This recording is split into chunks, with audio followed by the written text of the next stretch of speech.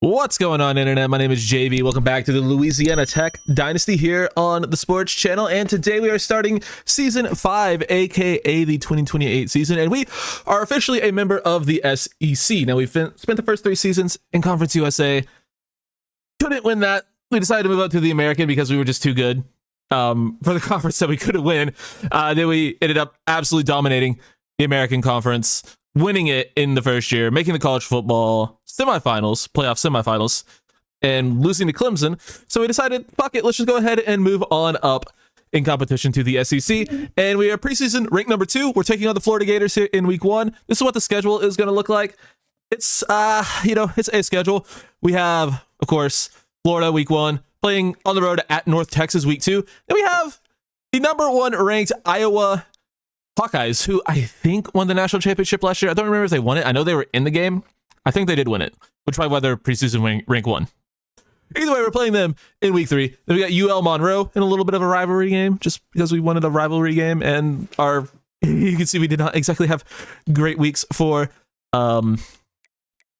recruiting. These weeks 5, 6, 7, 8, like these middle weeks are usually the best for recruiting. So getting like a week 4 rivalry game felt like a good enough compromise, since we could at least be at home and we can hopefully have some players on campus for that.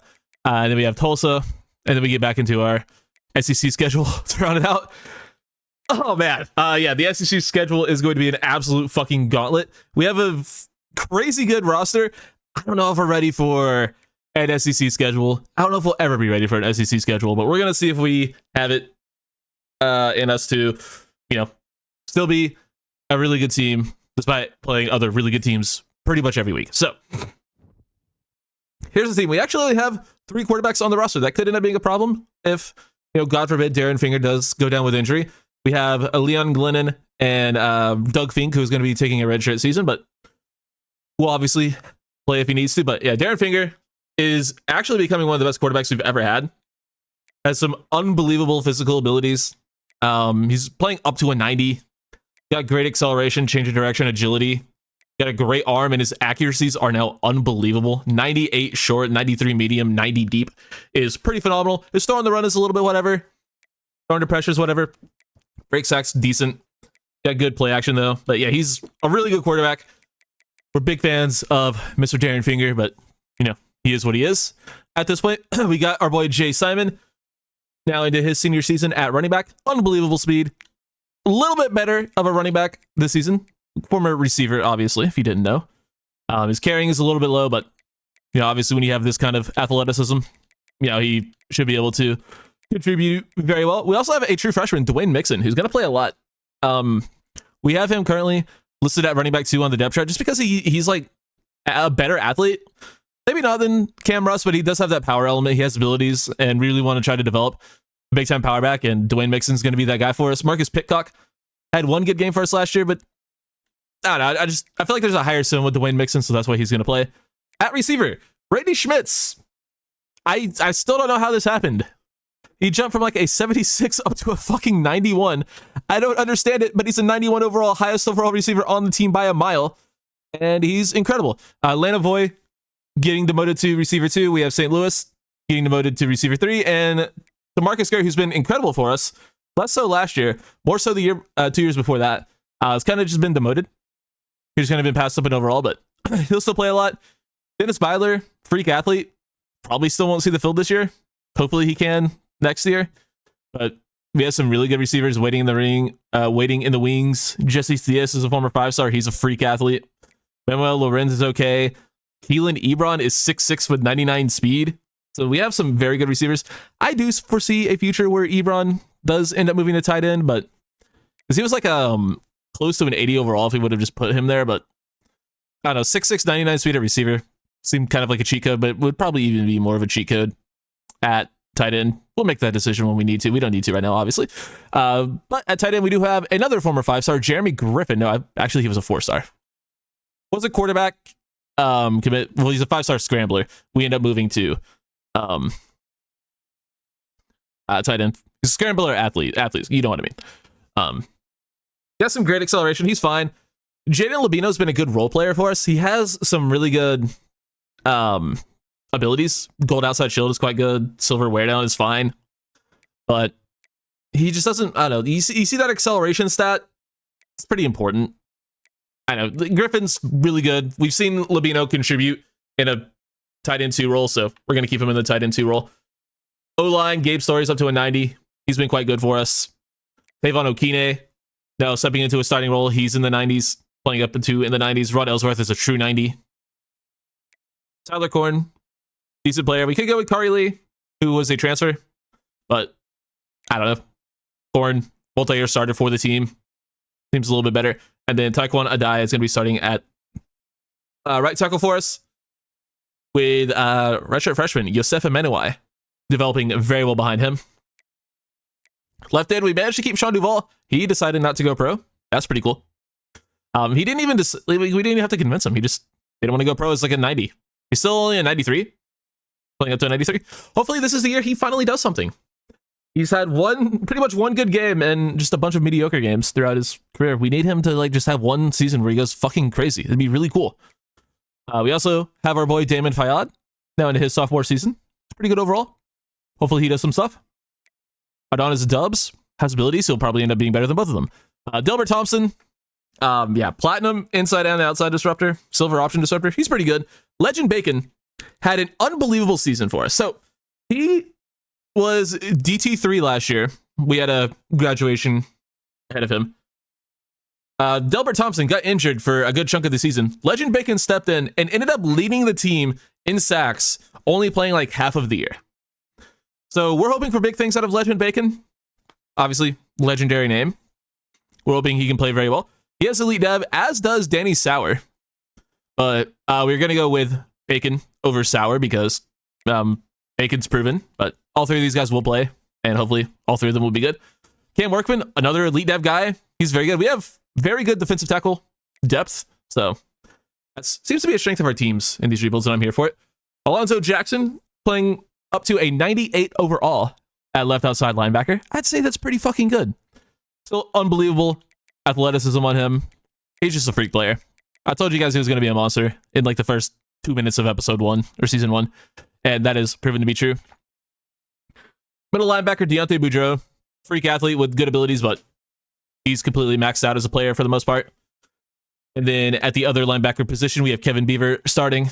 Todd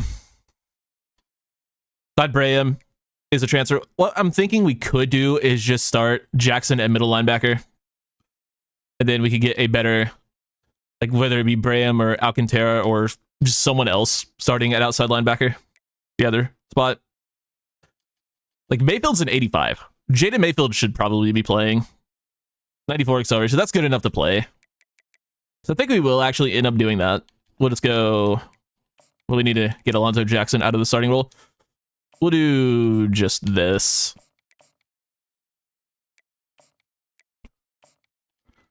That all makes sense to me. And then we'll get, Beaver starting there. But yeah, Beaver's a great player as well. He's only a junior corner. Armani Cargo decided also not to go pro. He was a projected first-round pick. We managed to convince him not to go pro. Crazily. Appreciate him not doing that, but he's very good. Luke Wisham, another great corner. And then Ahmad Shaw. This trio, or this duo for sure, Cargo and Wisham have been awesome for us. Shaw was good for us last year. Elijah Green has been awesome for us. And then Timmy Yoke is a transfer guy who's on the team. He's got some really good speed as well. We have 5 corners with 99 change of direction. 6 if you count Daniel James, who is a safety for us, who may or may not play, but yeah, we have some unreal depth at safety, or at corner. Daniel James, I don't know, he was just kind of the odd guy out. We're going to start Cole Watson at free safety just because he's a better overall, better athlete, and better in coverage. Although, Daniel James has some unreal stats there too. I don't know. We'll figure that out. If either one of them end up being a problem, then we can switch things up. But D-Bridge also needs to play because he's been a monster for us at strong safety. And that's really just more his role. So he's going to play that. Kickers Gerald Carlisle. He's a junior. Sophomore punter Connor Awe. Not really a whole lot else to see. Who do we have at our specialist positions? I don't really know. Lanovoy in the slot. Sure. Makes sense to me. Oh yeah, we had Schmitz there, but yeah. We'll do that. Fayad at one rush-in spot, Duvall at the other, Bacon, rush D tackle, sub linebacker, Jackson and Beaver, and slot corner, Luke Wisham. That's how we're rolling with things. We're starting things off, heading down to the swamp for our first ever SEC conference matchup. No tune-up games here as Louisiana Tech takes on Florida in a top 25 matchup to start the season. And they're really good. Oh, we got a bad draw, a rough draw to start the season. And don't worry, it doesn't get much easier because we have to play number 1 Iowa in like 2 weeks, and then you have to play the whole fucking SEC schedule. We're not running from the grind. Holy shit. That's fucking cool as fuck. What a fucking statue. They're all doing the chomp. They had that fucking stupid wall too. Whatever, man. Let's see if we can handle this. We're already down 7-0 and we finally get a moment. Only Gators get out alive. That's kind of sick. Finally get a moment with 2 minutes to go in the first quarter. But we are in the red zone, so it's a pretty good moment to have. First play of the season will be a head hop. Loses 4 yards. What a fucking play by LJ McCray. All right. Yeah, absolutely no chance that play was gonna be a plus. Can we hit that? Ooh, bricks off the hands in the end zone. That was a really damn good throw. I mean, I don't really want to run fucking... I don't really want to screen either. I don't want to run verts. See what we can do. Ride that in on the slant. Gonna be incomplete. I already think we should be playing Schmitz in the slot and Lanovoy on the outside because Lanovoy is just more of an outside receiver. Back on offense. Yeah, I'm gonna make that change right now. I want Lanovoy being receiver 1. I want him lining up on the outside always. I never want Lanovoy off the field. And we'll put Randy Schmitz in the slot. He's 5'11 and tiny. Give me 6'5 and a better athlete on the outside. Yeah, I'm totally okay with that. Griffin will be in motion. 32 from midfield. And would you look at that, Gio Lanovoy back on the outside, makes a play immediately. That's what we'd like to see. You know, we're a good team. Obviously, we've proven to be able to win games, but people are like, they're not ready for the SEC. That's the talking point is we're good, not great. We should have just stayed in the American, continue to do our thing, but we didn't want to run from the challenge, you know? It's a 48-yarder on the road. I just had to talk with my mama, and she ain't raised no bitch. We're going for it. Jeremy Griffin wide open, first down. No fear.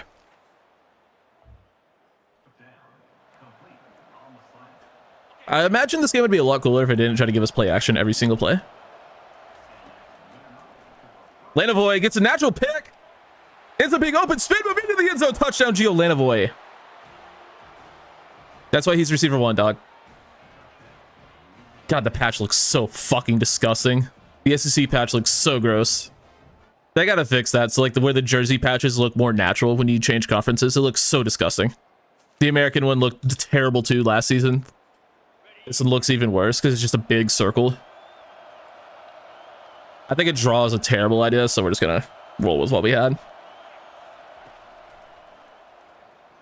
Labino can't hold on. Well, you bet your sweet Bippy we're going for this too.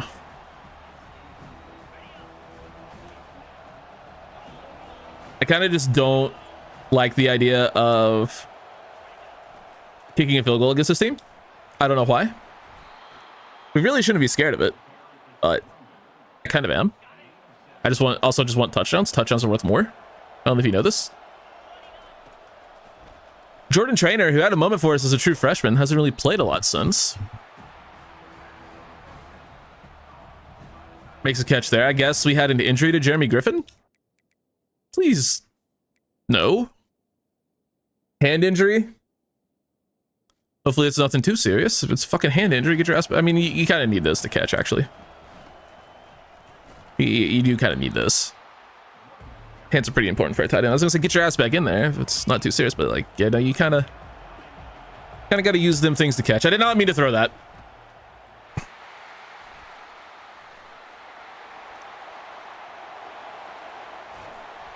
Intercepted. I accidentally pressed A again, I guess. I don't think I did. But it ends up being a fucking like lob to the tight end, which I again did not throw intentionally. Whatever, game's bad. It's a handoff up the gut for a lot. I would like it if they couldn't run on us so easily, but they're going to be able to. Their quarterback looks tiny. Oh, he's gonna have a walk-in touchdown.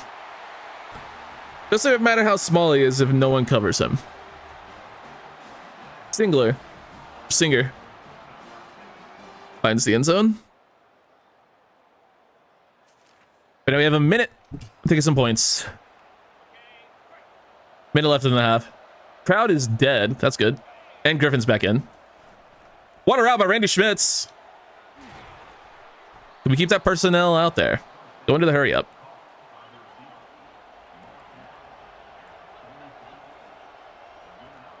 I like when they press us. We'll take an end zone shot to Schmitz. Probably a bad idea. Ends up being picked off again. Same guy, number 23. It's an unnecessary ass throw. Whatever. Excuse me? 50 yards, 5 seconds. I mean, I don't care about a field goal. I'm giving Landavoy a shot, especially with no safety help. Landavoy back in the end zone. Can't come down with it.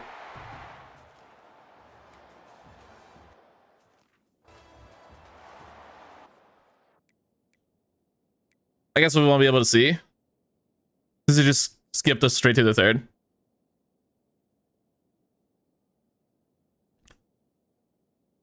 Nope. Okay. Just wanted to make sure. Didn't even look like he caught it.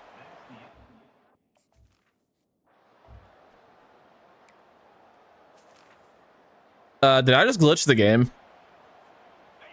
I don't know what happened because we're at the start of the third quarter. I don't understand what's going on. Anyway, Jeremy Griffin diving for the end zone. He's gonna get maybe the most generous spot of all time, but I'm not gonna complain about it. Touchdown, Jeremy Griffin. Big time tight end. Makes a play there. And now it's a 3rd and 6.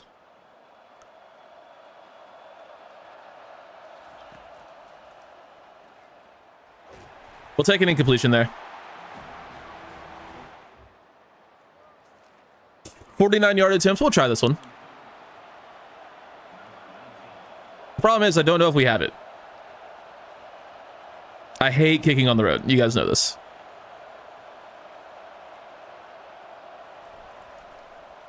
Got the accuracy. Do we have the leg? And we do. Nice. Had the distance. That's a big field goal. I don't know what the score is, but I think we're winning. 20-14. I like that. Tried to throw to Schmitz on the break. They kind of just sat down in the zone because, well, it was zone coverage. And we're still in the red zone. Okay.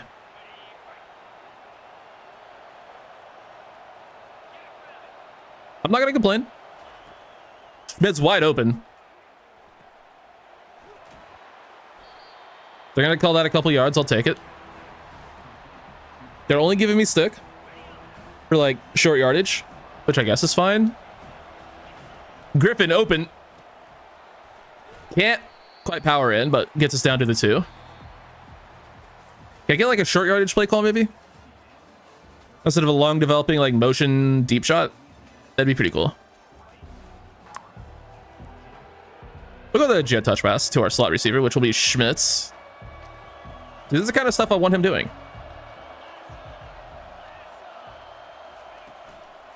He's got the speed, gets to the edge, touchdown Randy Schmitz. That's big. That's a huge score late in the game. 27-14, I believe. That's going to be a 4th and 6 for Florida. 26-14. Did we miss a fucking extra point? Or did we go for 2 for no reason? Which one is the game?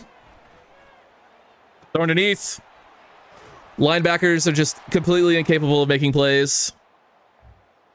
We've kept them out of the end zone somehow. Hell yeah.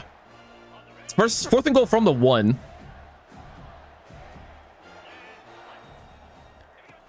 So handoff. And of course the play I jump back in for, they automatically score because that's just how it would work. Oh, we gave them the ball back into the score. Great. That's so fantastic. I love that's what happened. I love that we did that. 1st and 10.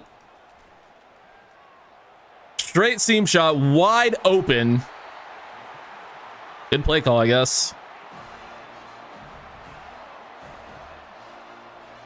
Literally a perfect play call for the situation.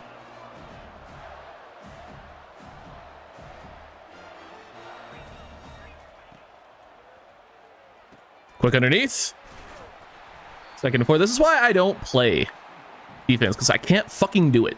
We get beat every fucking play.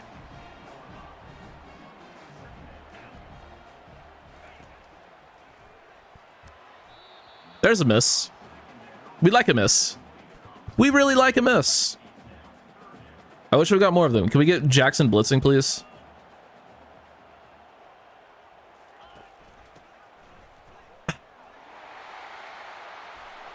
Walk in touchdown. Classic. All right, we gotta come away with points. Field goal ties the game. So if we have to, we will, but obviously we want 6. St. Louis brings it in. Ricky St. Louis has made some of the craziest catches we've ever seen. Love that guy. Gets us a nice game there. We'll go to Schmitz. We'll take 6. It takes us to a 2-minute timeout.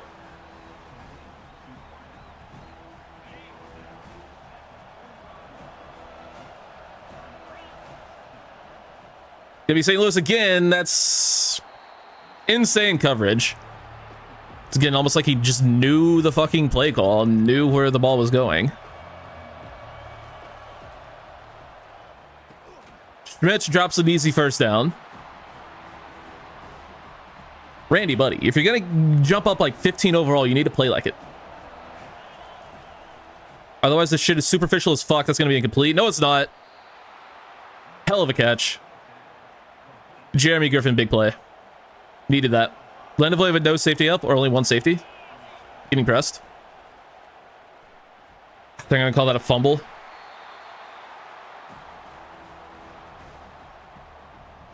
That's pretty annoying. 2nd and 25. No big deal. Why did I throw that to Schmidt? Okay, it's and this 23 is just motherfucker should be playing receiver. He's got all 3 picks. We'll play 3rd down.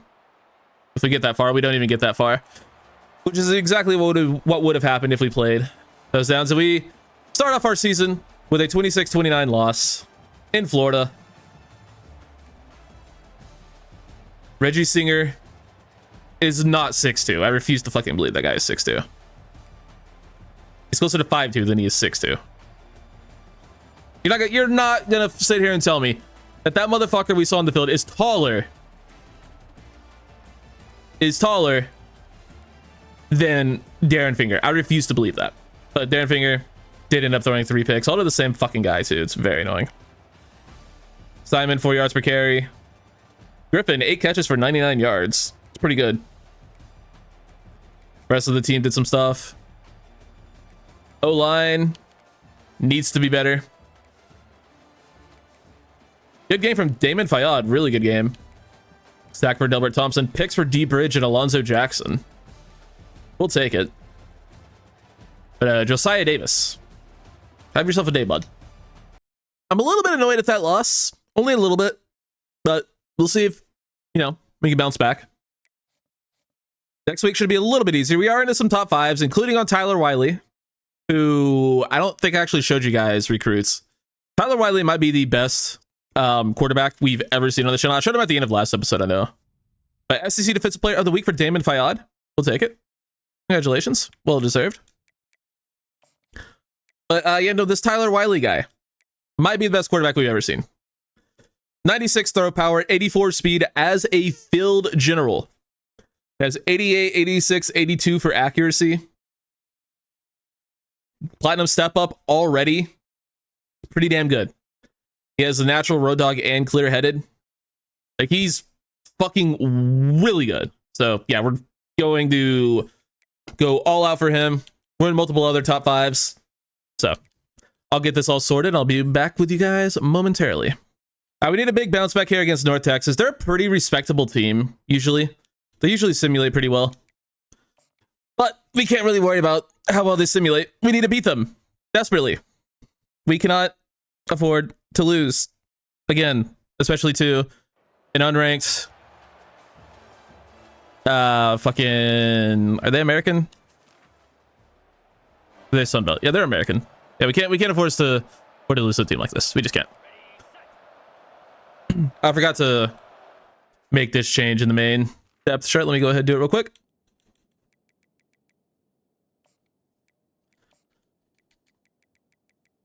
God, I'm fucking taking bets now on how many weeks it'll take me to fucking remember to change that on the main menu.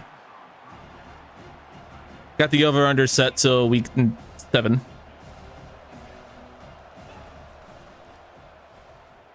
Jaden Labino.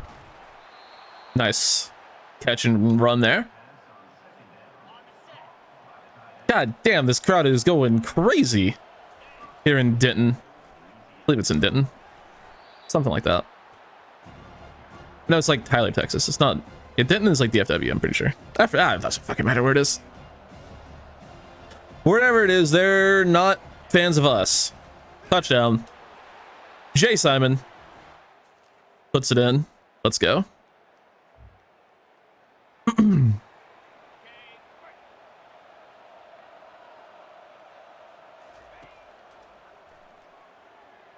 There's DeMarcus Gray. Making an appearance. Getting himself a nice catch. And for another first down for the good guys.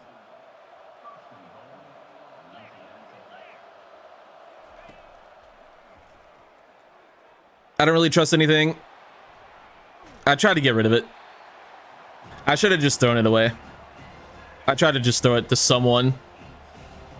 Like, just get it down there. It's a bad idea. Should really never do that, but tried it anyway. Oh! Letterboy hurls a dude. He gets absolutely killed for it. Still look cool, though. Still going on his highlight reel, though. Oh, I love that we stepped out of bounds. That's sick.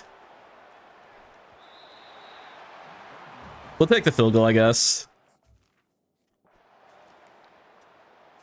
10-0. 3rd and inches. Run the damn football. We're in Texas. This is where you run the damn football on 3rd and short. Some bitch. Well, that ain't good.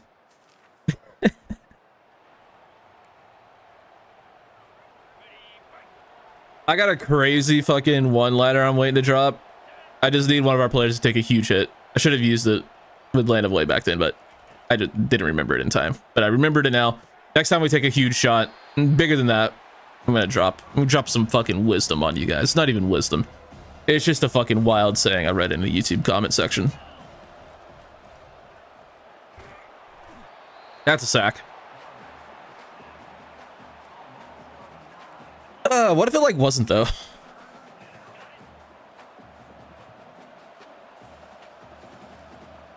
I don't really like any of these routes.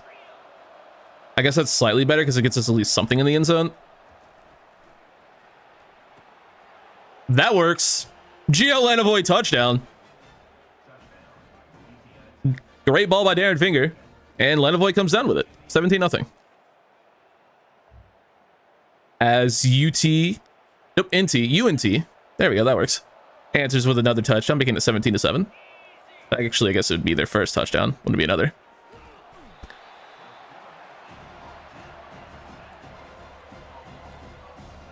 What if, like, we blocked something?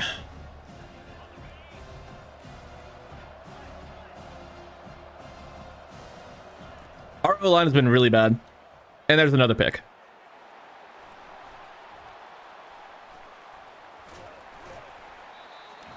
Man, we are launching them to start the season. 17-10 now. We have a 3rd and 5. We need Darren Finger to be better. No other way around it, really. And we also need Randy Schmitz, our highest level receiver, to not be fucking terrible. That would also help. What's the distance? 55-yarder on the road in the rain? No chance.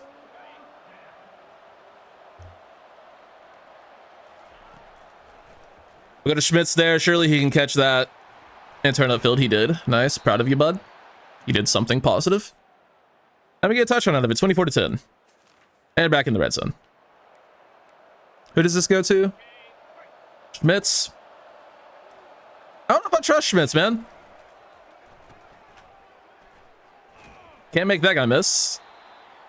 There's a injury for the Mean Green.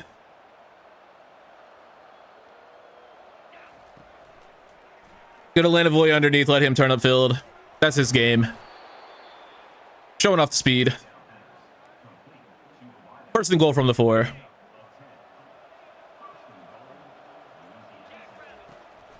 And now he's wide open in the end zone. Gio Lanovoy gets tackled like a full 2 or 3 seconds after making the catch. That's got to be a flag. Amanda's throwing up the pose. We're up 31-10. And we got ourselves a blitz on 4th and 9. Hell yeah.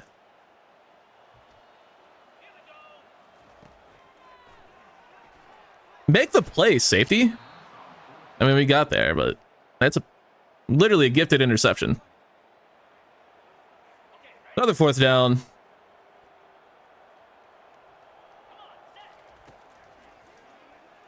Quick out completes. I don't know who 33 is, but that wasn't it, dog.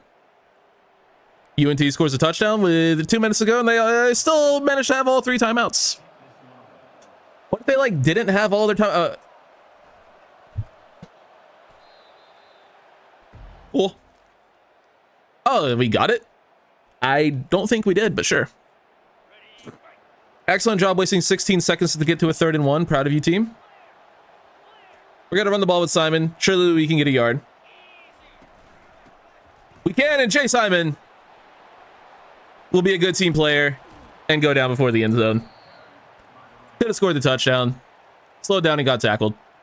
Smart play would have been letting him get into the end zone, but UNT isn't smart. You heard it here first. Texas cool, not smart.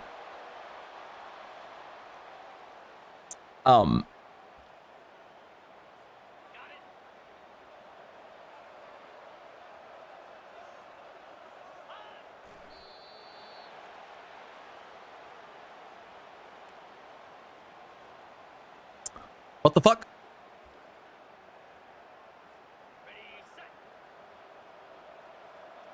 All right, if the game wants to cheat me, I'm going to score a touchdown then. Fuck you.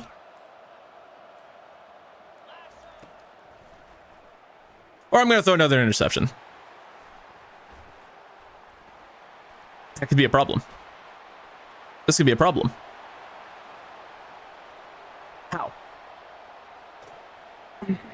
We've been completely robbed.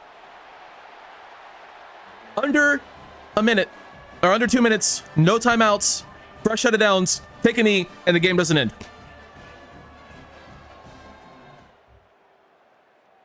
And then we throw an end zone to end zone pick 6. Dog, what the fuck is that?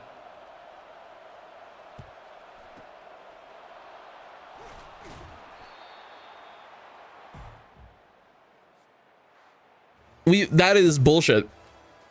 That is actual bullshit. We win. Game should not have been that close. Drew Mestamaker, what a name. Darren Finger's got to take better care of the football. All there is to that. Good game from Jay Simon. Should have scored the touchdown with him. Landavoy with 2 touchdowns. Just an ugly game. Ugly performance. O-line needs to be better. Only 1 TFL. Defense needs to be better. Only 1 sack. Defense needs to be better. Deontay Boudreaux should not even be on the field. Pick for Luke Wisham. That's cool, I guess. But yeah, we gotta be better. Fucking North Texas playing us in a 1-score game. That's embarrassing. So it looks like Iowa has had a much less interesting start to the season than us, as they are 0-2. They were preseason rank 1. We were preseason rank 2. They are now ranked number 24. We are somehow still in the top 5. Not really sure how that's possible. Kentucky, currently the number 1 team in the country, followed by Michigan and Miami, then Nebraska, then us. Interesting. Very, very interesting. They lost to Iowa State. Hilarious. I don't really care who else they lost to. Not my job to give a fuck. My job is to beat them. And now they're a fairly good team still. So, not going to be a walk in the park, despite them being 0-2, obviously. Defending national champions. Again, or runner-ups at worst. They made the game. I just forget if they actually won or not. For you know, the purposes of this game, which we care about, and for the here and now, we're going to say they won the national championship last year because it's cooler that way. And we're going to play well, and we're going to beat them. Also, if you took the under on me remembering to change the depth chart, you would have been correct because I did remember. We're going to go to Griffin, and that's nearly going to be picked.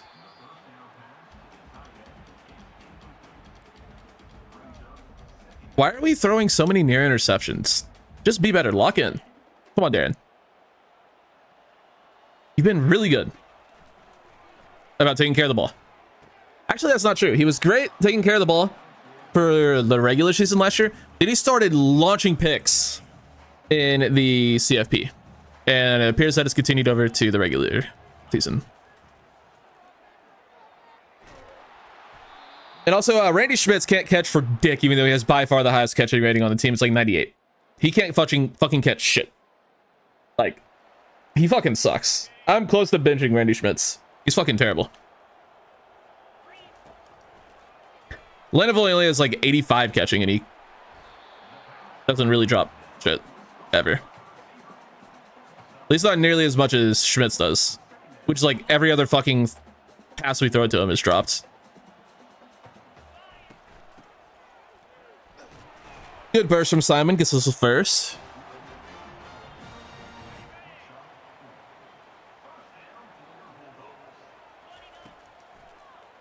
There we go. Get Schmidt just working in an open area. Let him run after the catch. I guess that's just what we have to do. I just feel so scared to take a deep shot. We've just been launching picks. It's been such a big part of our offense. I just feel like we can't fucking do it right now. That and our offensive line can't hold up against the rush at all. And that is also a bit of a problem with not being able to take deep shots. Like, you kind of need your O-line to, you know, block if you're going to throw the ball deep.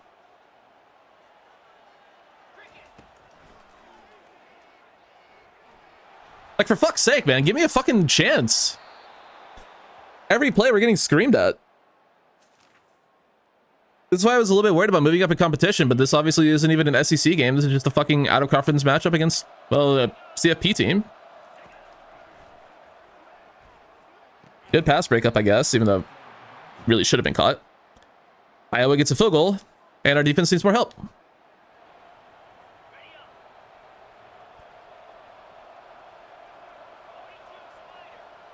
And this is rough. Quick pass complete. How about you play closer to the guy then? It's man coverage. Why are you letting him fucking get that much separation? Be better. Fuck. Bench your ass too, bro. Bench everyone. I won't do that, but I want to. Be better.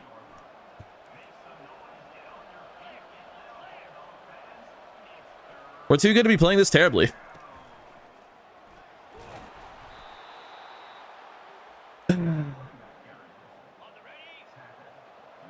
Easy first down.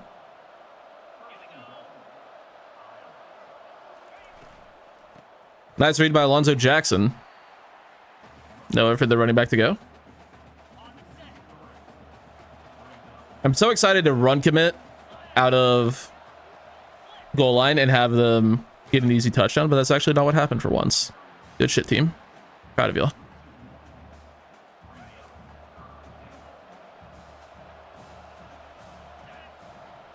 Ton of D tackles on the field. Get a QB hit and they still get the pass off. And they're going to kick a field goal from the 1 yard line. They're going to make it, but wish they wouldn't.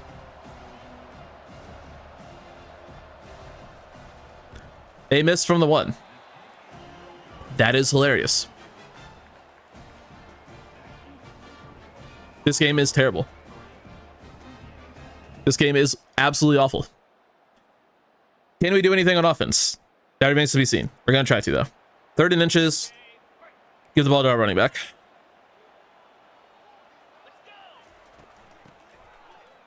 That's some great blocking. We'll take it. Good run. Oh boy.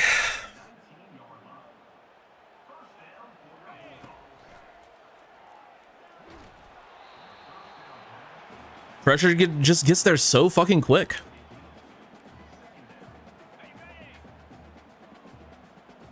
Who do I need to bench on the O line, man? I don't know who it is, but it's fucking coming, bro.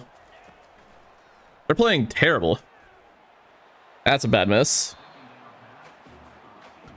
I don't think we really had Ricky St. Louis there, but still a really terrible miss. Wasn't even close. Thought it was an in, not a post. Whatever. Make it 3-3. Hey, we get a ball right back on an INT. Let's go. Needed that. We might be a run team this season. I don't know. Darren Finger has not been good so far. And we lose too, so maybe we're not a run team.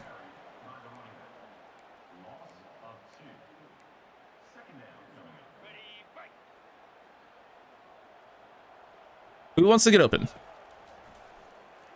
There we go. That's a completion. St. Louis breaks a tackle. And he'll get brought down at the 1. Nice. Needed someone to make a play, and Ricky St. Louis got us. I was going to say, there's going to be a moment for the power back. No, it'll be a moment for Jay Simon. Get a goal line carry. And he'll find his way into the end zone. Touchdown, Jay Simon. Let's go. That's nice. Back in the red zone. I think Iowa scored. They did not. It's 10-3.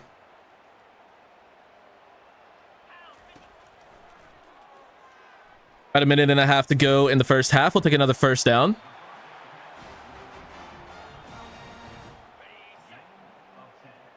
Griffin's a little bit beat up. He was beat up last week too. Obviously he had that injury. Or is that the week before? Might have been week 1. Whenever it was. Is he going to be injury prone? I don't like that. Get down to the 1 yard line. Would have been nice if we had, you know, not had to deal with the 1 yard line. Simon can't quite get in. I think we will bring in the power back here. It's good to be Dwayne Mixon getting his first carry in a huge spot, and he'll drag the defender into the end zone. That's why we brought him in, for to be a big time power back, and he just did it. Dwayne Simon. Nope, Mixon. Jay Simon. Dwayne Mixon with the touchdown there. And we got a 3rd and 11. Get me on a linebacker, please. Thank you.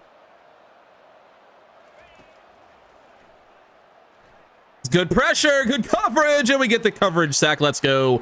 Our first of the day. Fayad in there.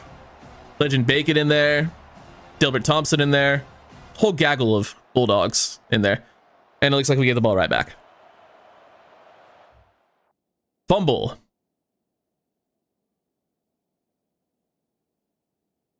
Fantastic. All right, we're going to look to tie the game here.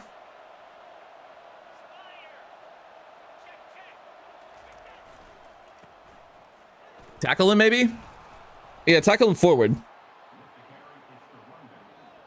Tremaine Craig dominating this game, it feels like.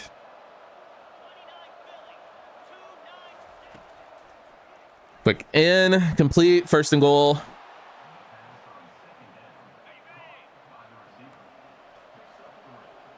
Let's just run commit. Hopefully it works. Maybe. It did. They lose a couple.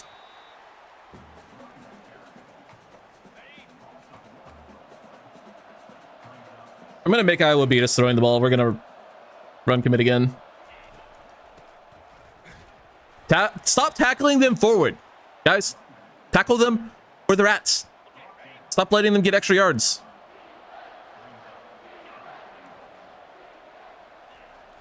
It is a quick pass. Touchdown. Tie game. They actually get an offensive moment. That's pretty neat. Haven't gotten a lot of those in this game, it feels like. Schmidt's going to be open and actually takes a good angle against that guy. More so the safety taking a terrible angle. See, that's the kind of shit that happens to me all the fucking time on defense. But for once, it happened to them. Fuck you. Randy Schmidt's big play touchdown. That kind of stuff where that guy just was there, not able to make the tackle. That happens to me so fucking often in this game. I'm so glad to see it happen to the computer. Couldn't happen to a nicer piece of shit.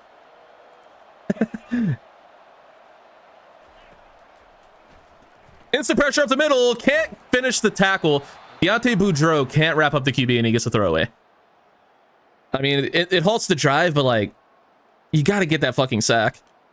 And now it's another 3rd and 10 as we're unable to do anything on offense. It looks like we have Jackson off the edge. An injury to one of our edge rushers. Actually looks like both Fayyad and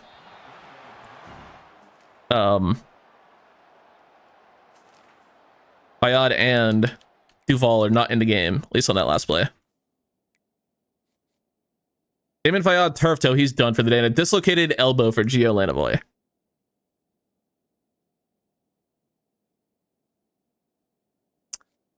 That could be really bad. That could be really bad. He's our best player. We cannot miss him for the whole season.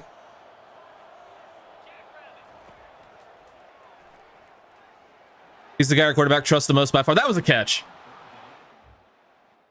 That was definitely a catch.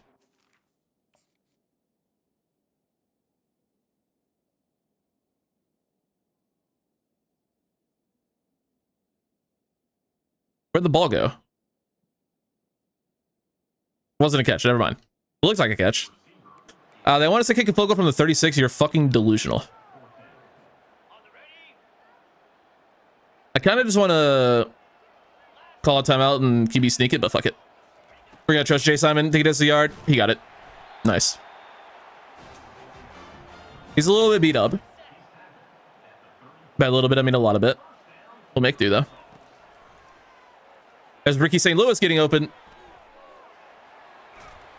We'll take the yardage. Well done.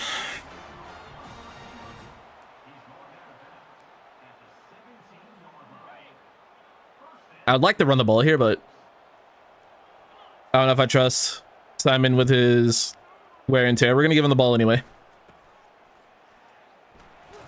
Take a couple yards.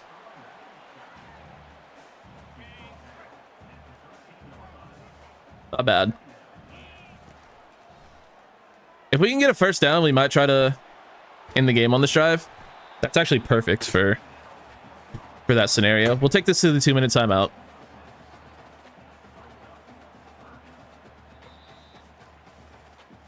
Turn on shoe clock. Can we get a touch for Cam Russell, dude? Just the backup running back. Are you fucking kidding me? I guess not.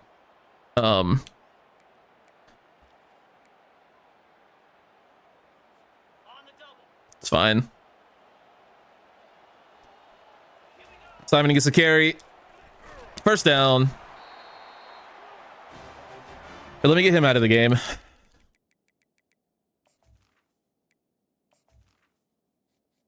Just to be safe about this. His carrying's lowered. I do not want to risk a fumble right now. We'll get Dwayne Mixon in. And we get Cam Rust in there. Just we're gonna say he his carrying's not actually down, so but change of direction and speed is, and break tackle. Those are all important stats that we want to, you know, not have him be lowered on. So we get the ball to Dwayne Mixon. They're going to call a timeout. Makes sense. Makes sense in this spot. Doesn't mean it's not annoying, though. Cam Rustin now. He'll get a carry. Get us down to the 1.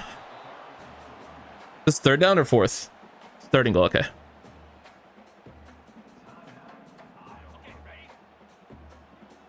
Let's get any Mixon. Good blocks up front. Can't get in. Are you kidding?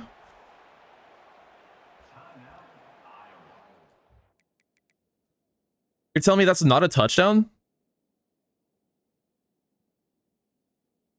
Where's the ball? Where's the knee?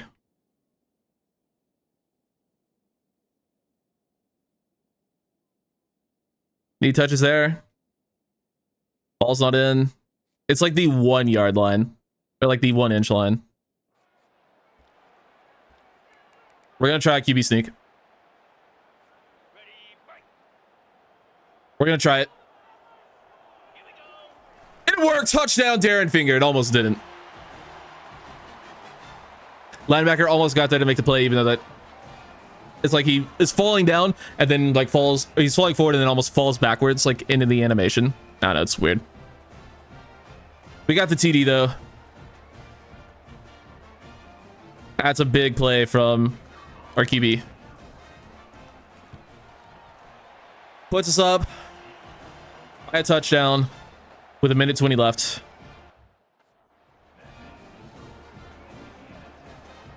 And forces Iowa to have to throw the ball. Plenty of time though, like just an actual eternity.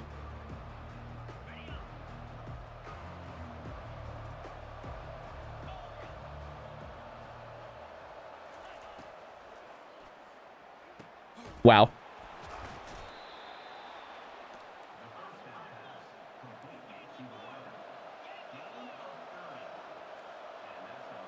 I guess we play over the top. That was embarrassing. That was one of our better corners too. They get out of bounds. They've gone almost 50 yards with absolutely no resistance. Very cool.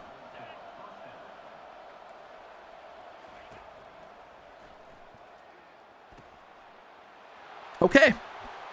The game decided they were scoring. Got it.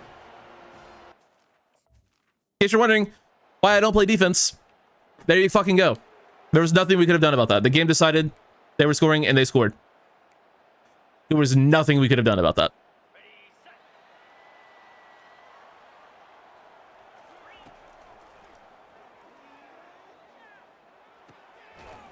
We still have time. We only need a field goal.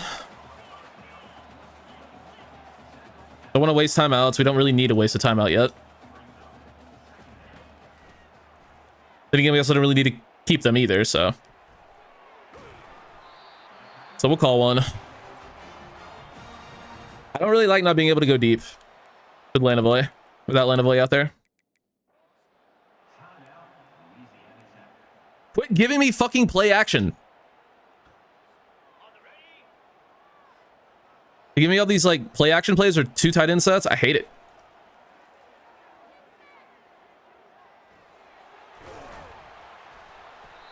Like they're not giving me like actual plays that we run. Like why are we running motion play action verticals?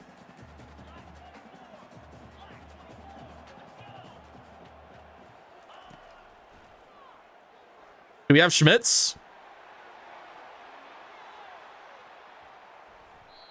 You know, I understand the rule that it's not. Oh, it's because we're in a fucking different formation. That's why. Got it. I don't know how we got into a formation, but sure. That's open down the field to Marcus Gray. Ends it. Hopefully. Huge play.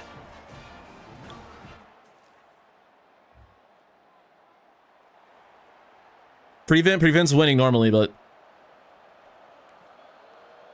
we're just going to commit to it.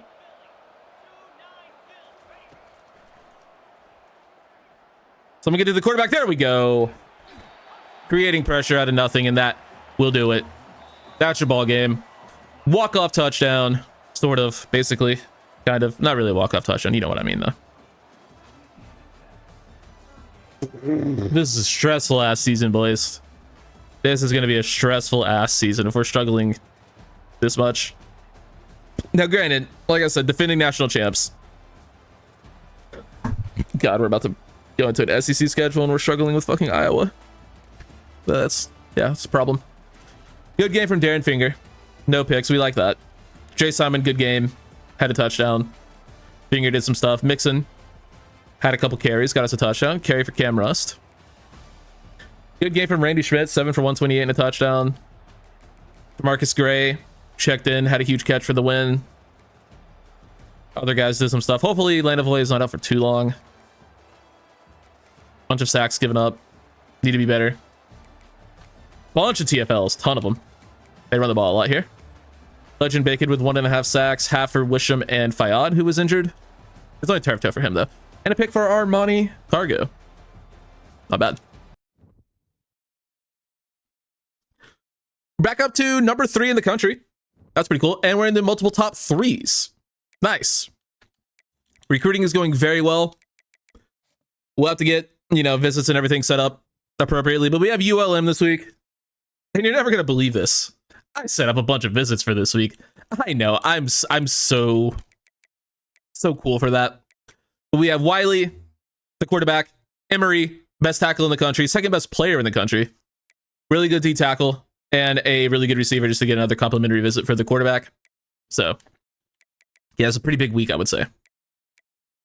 Check out the injury report on Gio Lenavoy. 7 weeks. Oh, no, dude. That's really bad. So he'll be back week 11.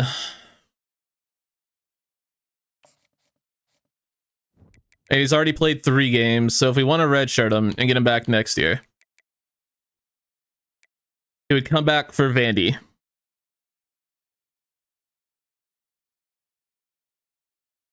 Well, the thing is, he won't be good enough to play next year because we're getting more development and better players in too. He's not really going to have a spot on the team next year, so I think we're just going to, unfortunately, not redshirt him. Yeah, it is what it is. Ah, fuck. But we got to figure out who we're going to play in his stead, though. I can tell you right now, it's not going to be Schmitz at receiver 1. I can tell you that.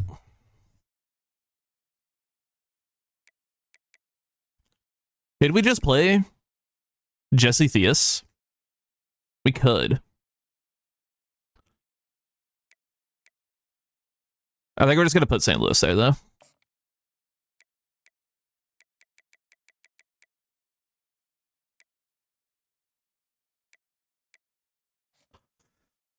Fuck, that's really, really annoying. But regardless, ton of players on campus against ULM. Let's do it for our boy Gio. Let's beat the piss out of a nobody school for our homie. This is an insane recruiting week, by the way. Best quarterback prospect we've ever seen. One of them, for sure, on campus with a tackle and a receiver for complimentary visits and a 5-star D tackle also on campus. So massive recruiting week.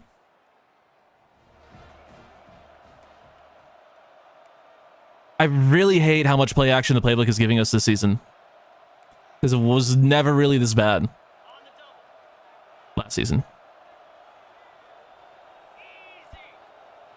And I just hate play action because the pressure just gets in instantly. You all know this.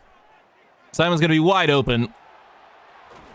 Honestly, we could just play like Simon at slot receiver and then get a lot more Dwayne Mixon. We could do that.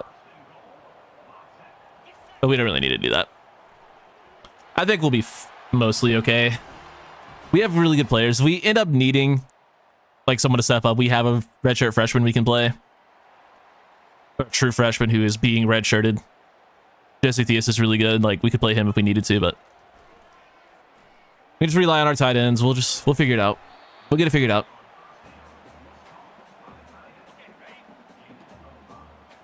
We're the damn Louisiana Tech Bulldogs. We ain't no scrubs. We ain't gonna let one injury ruin our season.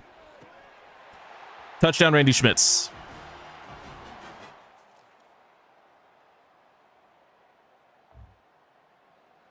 We're up 21-0 already. Hell yeah. But we're running on 3rd and 3. That's a little bit long for my liking. Labino, easy first down.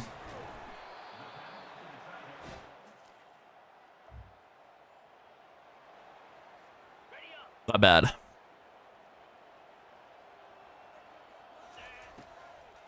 We'll go underneath. It's going to be Tamarcus Gray. He'll turn upfield. Get a good gain. Unless we just get to see more Tamarcus Gray. He's really going to be the guy who actually needs to step up the most, I would say. He's done it before. Winners are low overall. He's done a lot for this team over his career, so now's when we need him most. And I trust him.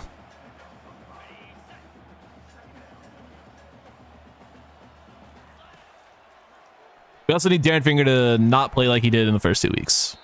Or in the last 2 weeks of last season. We need Darren Finger to play like a good quarterback again.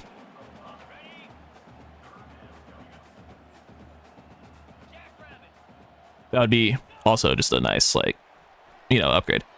As there's another touchdown for Randy Schmitz. Well done. We're doing it. We're doing the damn thing. 28-0. Only in the first half, too. I like that. Going to roll with Darren Finger. He's pretty slow, but he's faster than a D tackle. The duck out of bounds after a huge gain.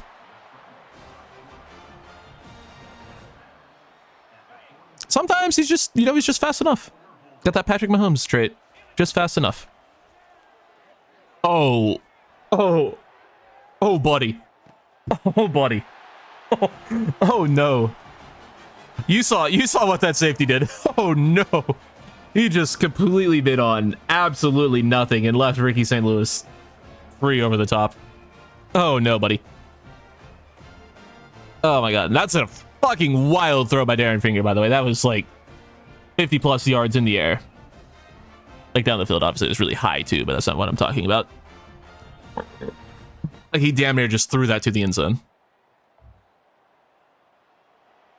We're back on offense somehow. That's pretty hilarious.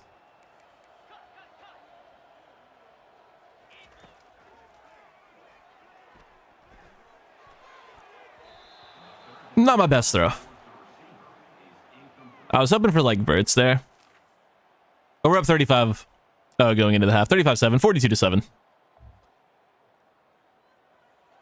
Why am I in on a fucking 4th and 10? Not really sure, but fuck it, we ball.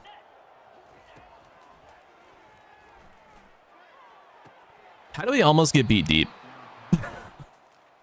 The one play I check in for, like, how is that possible? That we almost give up a fucking touchdown. Or not a touchdown, but a very easy first down. And then pressure gets in. Can we get our fucking backups in the game, actually? Hold on.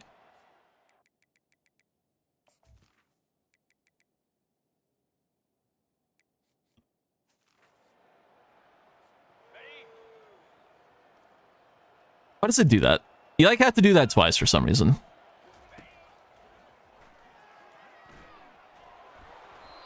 Okay.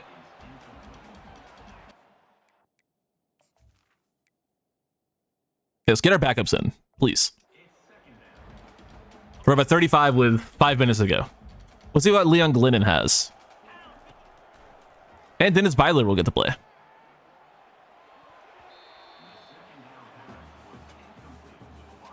Who's in? Theus, Pick. Oh, why are our true freshmen playing? They should not be playing. Oh, if we end up ruining eligibility because of this, I will be mad. We shouldn't, but it's worth noting that our guys have now played a game.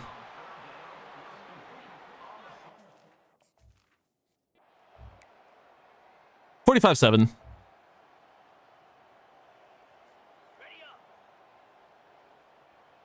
I don't know what Leon Glennon does well, but we're going to find out. He throws a pick. That's what he does well.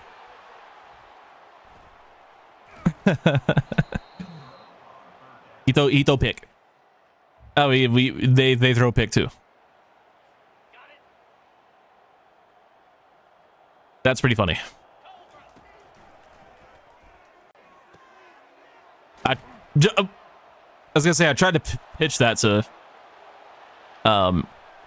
whoever was on the flat. I think it was Byler, and then that ended up happening. And we get another interception, and the ball's on the. Did not look like the 16-yard line. Looked a lot closer than that.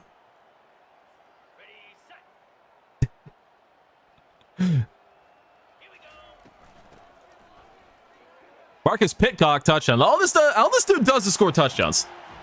He had 3 touchdowns on like 5 carries in a game last year, and then first carry this year gets a touchdown. First carry that I remember. No, he had 1 in like week 2. But anyway, 52-7 is your final. Absolute domination in a rivalry game with players on campus. That's going to be really big for recruiting. Good game from Finger. Less good game from the other guy, Glennon, but that's okay. Randy Schmitz, 72 yards and a touchdown rushing. Okay. Good game from Jay Simon. Finger did some stuff. Other guys did some stuff. 2 touchdowns for Schmitz, 2 for St. Louis. 130 yards for St. Louis as well. Bunch of other dudes had some other stats. O-line did not give up a sack. Well done. Proud of you guys. And then defensively, a couple of TFLs. Sack for Danny Sauer. Nice. And then picks for Elijah Green, Ahmad Shah, and Luke Wisham. Good job, defense.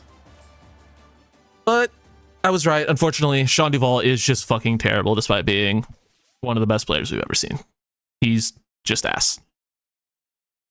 But we should be getting some very good news in terms of our recruiting class. We're going to be getting, hopefully, the best quarterback we've ever seen. Tyler Wiley from Forney, Texas, 5-star QB, unreal player, has joined the class, as has 5-star tackle to defend him, Callum Emery from Dallas, Texas.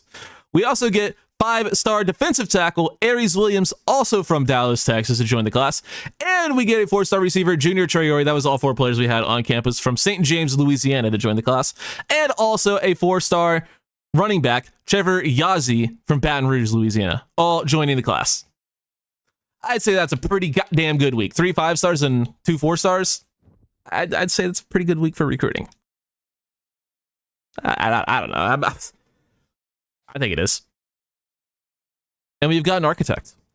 I guess it's because it was a rivalry game. Almost like I scheduled it on like that on purpose or something. Anyway, we have a shit ton of hours back. Yeah, Tyler Wiley, showed him earlier. Incredible player. Callum Emery, 5-star pass protector. Looks very, very good. His strength is even like pretty decent, so yeah, he's gonna be really good for us. Run blocking isn't bad. Aries Williams, big run stopping D tackle, 88 strength. Looks very good. And then the other guys we have, Junior Traore. Oh, he just has 99 speed, 95 excel. That's pretty good. Now, both of those stats are probably maxed out because I imagine his quickness skill cap will be the highest it'll ever be, but maybe it's not. And then a pretty good receiving back, Trevor Yazzie. Looks decent, so we went for him and we got him. So now we have 330 hours to get the rest of these guys sorted out.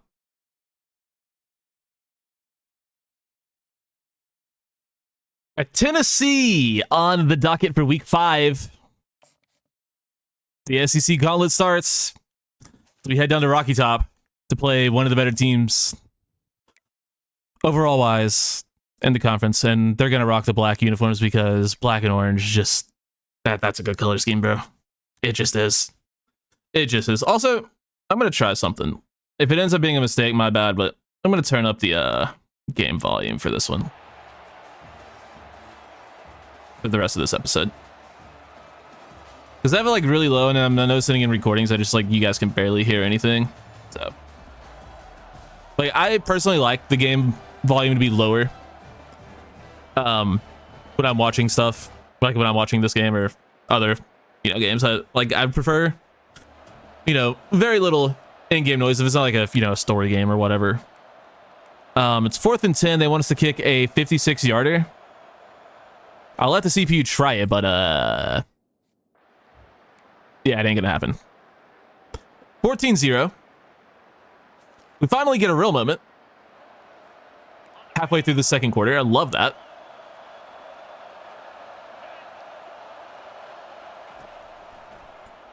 We'll go underneath to DeMarcus Gray, get the first. 29 yards passing in the first half. What the fuck, game?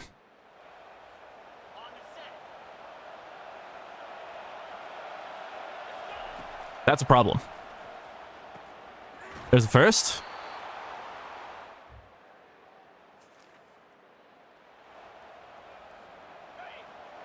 We're gonna have to change playbooks again for Sim. I don't want to. Then I've also been complaining about this playbook all season just being terrible.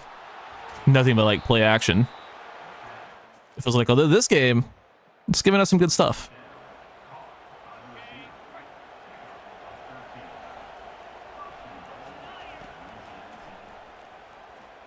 Go underneath the Schmitz down to the 3. I don't really like anything here. We're just going to roll out with Finger. Escape the pocket, get into the end zone, touchdown. Darren Finger, nice play.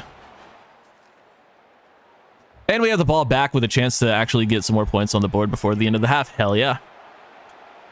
Now, I actually don't think we can go deep without Land of Labor. We're going to try and get safetied. Fantastic. Absolutely fantastic. Tennessee scores off of it, 23-7. Now into the second half. Oh, God, dude, is this just going to be a beatdown every week from SEC schools? I mean, that's what I was worried about. Interception in Sim.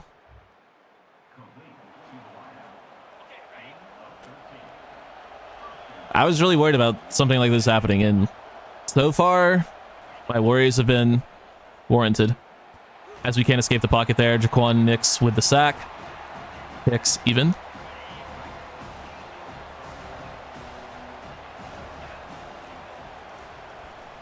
We'll try to fit that into Griffin. He can't hold on.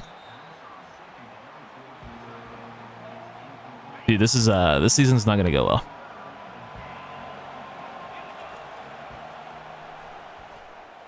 Schmitz can't hold on.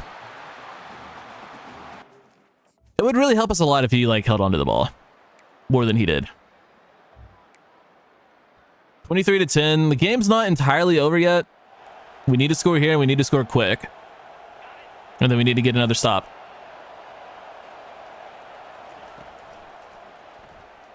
There's a touchdown. Ricky, St. Louis. I was trying to say Ricky and Randy. Name a wider receiver duo. It's Ricky and Randy.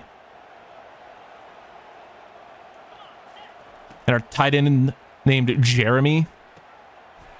It's a fucking football team or a frat house. I bet Louisiana Tech is a good party school. I don't know why. That's probably not. There's probably nothing to do there. Which I guess actually makes it probably a better party school. I don't know anything about party schools. Or frats. My RA freshman year at my first school was like the head of a frat. And oh my god, he was the most annoying fucker ever. Actually, no, he wasn't the head of the frat. He was something. He was like very involved in the frat. His was like sophomore dorms, or like freshman sophomore dorms. It doesn't fucking matter. He was a fucking loser. He was a fucking tool. But yeah. Anyway, 24-23, 31-20. We scored again. I'm not gonna question it. Can we play defense? Almost certainly not. I'll say the one cool thing about that RA though is he was my neighbor. He was. I'm being a little bit harsh. He was kind of cool. Like he wasn't a bad RA, or he wasn't also like a bad dude either. He was just like frat guy, you know. Just if you are in college or if, you know what I mean. But he always had Family Guy on. He'd always be like, hey, come in and watch like an episode or something. Be like, all right, whatever, dude. I'm right next to you. It was fine. I hated that school though. I fucking hated that school. It was Arkansas Tech for anyone curious in Russellville. Oh god. The rooms did not have their own Wi-Fi. This might have changed in the time since I was there, but the rooms didn't have their own Wi-Fi. You had to get your own Ethernet to like even use the internet in your own room. The only Wi-Fi in our entire dorm was in the like lobby. So if you wanted Wi-Fi, you had to like be social, which is bullshit. I don't want to be social. And there's another sec. But then like aside from that, I spent a total of 3 semesters there. No, 5 semesters there. So like 2 years and a half a year. And in that time, I took one class that wasn't like it actually a part of my major. I was a health and physical education major, aka my plan was to be a high school basketball coach. And in 5 semesters, I took one coaching class. One. That's a problem. Like, I'm waking up at 7 a.m. paying money to be graded on how many fucking sit-ups I can do in college.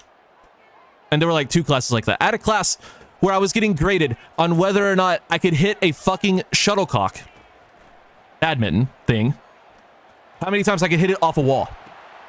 And I was paying to get graded on that shit. Fucking dumb school. Anyway, that's a huge pick. Could be a game ender for Ahmad Shah. Sorry, I decided to go on that rant. I fucking hated that school. Needless to say, the only good grade I got, not the only good grade, I had like fine grades. This was like a 2.4, 2.5 student, which is what I was even in high school. Like, don't let anyone tell you if you don't get straight A's, you can't like be something. The reason I didn't do good at that school is because, you know, I was taking fucking bullshit classes like fucking badminton and fucking doing sit-ups and shit. Like, you know the fitness gram pacer test? You know that fucking meme? Yeah, I actually did that for a real fucking college course. And I got graded on that shit. But like, yeah, dude, that school was fucking terrible. The only class I got an A in was the one coaching class I took. And like, I told my advisor that when they were like suggesting like, hey, I don't know if you have like the good enough grades to actually do this. I'm like, I took one class that actually has to do with coaching and I had an A in it. Like, I explained this to them and like, they low-key agreed with me. Like, yeah, this curriculum is pretty stupid, but I recommend you go to a different school. Like, they literally recommended I go to a different school.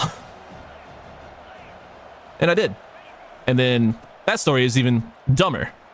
So I spend my first 2 semesters at that next school without a major. Or just like undeclared. I think I was technically in like secondary education, which is like the teaching part. Because in Arkansas, you have to be, you have to have like your teacher's license to coach high school sports, which again, like I guess makes sense.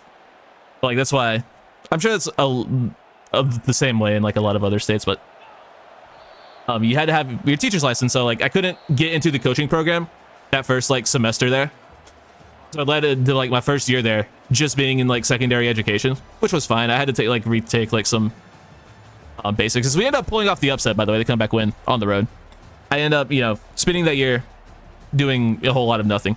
And then when I'm, you know, towards the end of the second semester, when you're getting ready to register for your classes for the next like calendar year, I get a call from the dean of the Department of Education. Like each like school, like the school has an overall dean, and then like each department has like their own separate dean. I don't know why they're all called deans, but like I get a phone call directly from the dean of education saying, hey, I apologize, we're no longer going to be sponsoring the coaching sponsorship for your school. Or yeah, we just aren't going to be offering that as a degree anymore. I apologize. If you want to come in, have a meeting directly with me, then we can talk about it, talk about your next steps, blah, blah, blah, blah, blah. So yeah, I get a phone call directly from the dean of the school, or the dean of my department, the head of my department, telling me that. So I imagine I didn't like get the actual reasoning for it, but I imagine it was because like there weren't enough like people going into it for them to like justify keeping it. Like something had to get cut, and they picked that.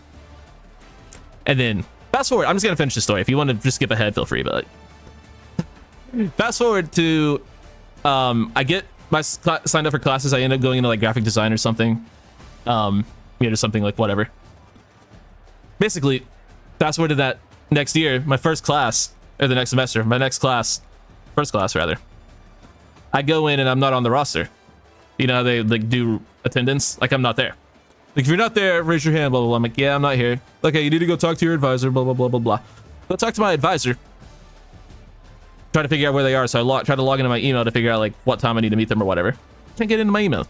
Go talk to the people about my email. Turns out, oh, hey, you're not actually enrolled in our school, so we locked you out of your email? Excuse the fuck out of me. I'm enrolled in classes.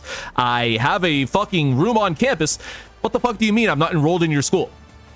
So I basically was told that since I had switched degrees and I hadn't made significant progress towards graduating, yeah, we actually don't think you are close enough to a degree. And I was on technically my 4th year of college, 4th year of school, that since I had been in for so many semesters or been in for so long and didn't have a degree or progress towards a degree, that they didn't want me there anymore, despite the fact that I had grants that I didn't have to pay back. I had scholarships that, you pay back grants, you don't pay back scholarships, whatever it was. I had like more than enough financial aid to get everything done and everything good. Like I was, good to go on the financial aid side.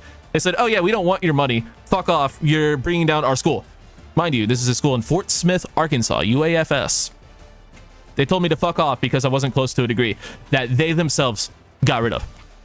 I was about, I want to say less than 20 credits from graduating. Like I only needed I basically just needed to go through 2 full years of like 1 full year of the prereqs and then the 2nd year of all the coaching stuff. Like I just had to basically finish the coaching stuff and I was good. And also I guess I wasn't close enough to like a fucking education degree either, even though I had taken 3 years of that. So yeah, they basically told me to fuck off. I guess I should have just stayed in the coaching or the education degree, but like I didn't want to be a teacher. I wanted to be a coach. Anyway, yeah, that's my college story and it was bullshit. I don't know how I got started on that rant, but anytime I get started on that rant, I have to finish it. Anyway.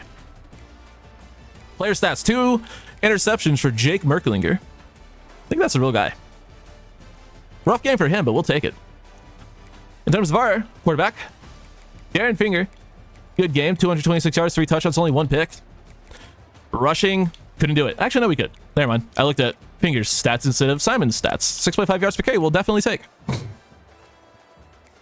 Simon also had a pretty good day receiving, 6 for 31, and then Ricky St. Louis, 5 for 93, 2 touchdowns. 5 for 47 and a touchdown for Jeremy Griffin. Gray did some stuff, Schmitz did some stuff, Labino did some stuff.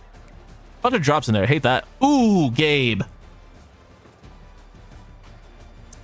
Alright, maybe we move Gabe's story actually over to right tackle because he clearly cannot hang it left. Good God, man. Bunch of TFLs. 1.5 sacks for Legend Bacon. He's so good. Sean Duvall makes a rare appearance. Fayad with half and Alonzo Jackson with half. Interceptions for D-Bridge and the game winner for Ahmad Shah. What a win for the team. Sorry for that rant, but like I said, anytime I get started out, I have to go on it. Oh, and you want to know what else? Forgot this part. Do you know how I told you I was enrolled in classes and also had a room on campus?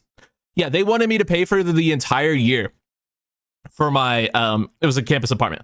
They wanted me to pay for the entire year of it out of my own pocket because even though the financial aid people who aren't connected to the school, they accepted and, that would have been how I paid for that.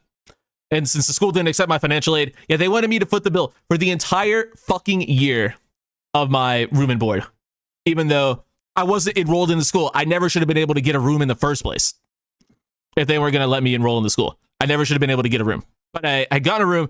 They're like, I was on the dorm, whatever, the fucking residency. I was on their list. I was there. Like, I was enrolled on their side. Well, I wasn't enrolled in the actual school as a student. So I guess I was just like living there. I don't know. They had me there. I had my key, everything. There's like, oh yeah, you're in this room. Shout out to my homie Seth. I lived with him for a day. One of my best friends in the world. Not really, but He was a good dude. I lived with him for a cool night. We had a lot of similar interests. He was a good guy. Anyway. Yeah, they wanted me to foot the bill for that. Guess what? I still haven't paid back. Almost 10 years later.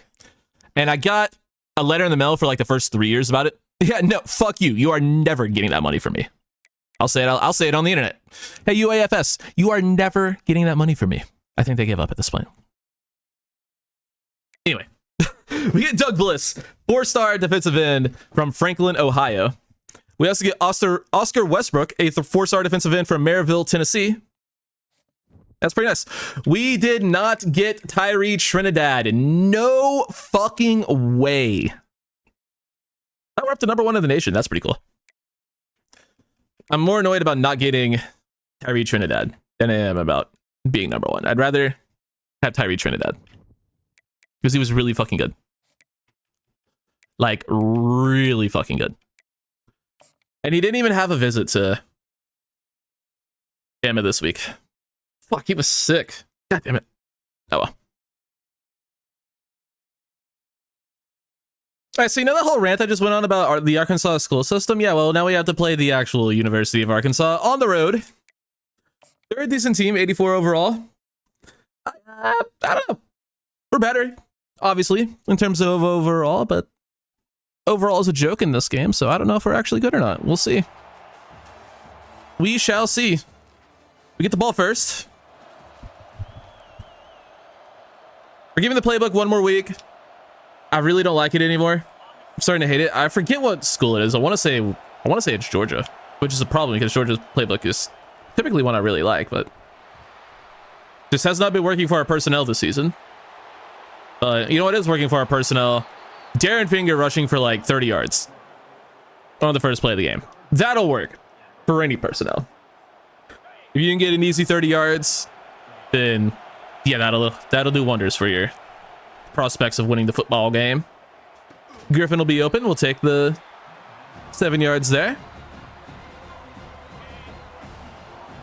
Let's try to get the run more established this game. Go to Jay Simon. He'll bounce off his guard and get speared forward for the first down.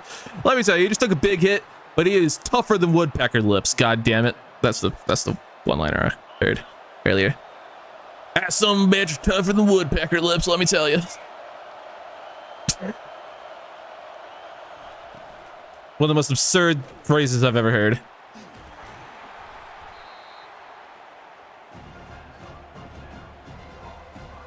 But yeah, it's definitely a phrase. Definitely a thing that people say. No, it's not. Anyway.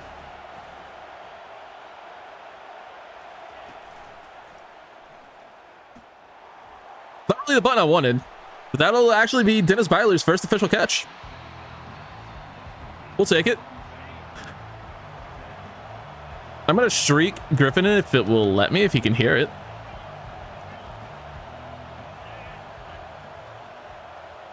We're going to rotate down. I did not know he was going up the field. Yes. I would have thrown to literally anyone else. I don't trust near 50-yarder on the road. Mama ain't raised no bitch. Finger has the first. You want to block someone? Gray? No? All right, that's fine. Bro literally just stood there like, why didn't you throw me the ball? I'm not blocking for your ass. Simon, spin move. First down. Nice shot by Jay Simon. Gets us inside the 5.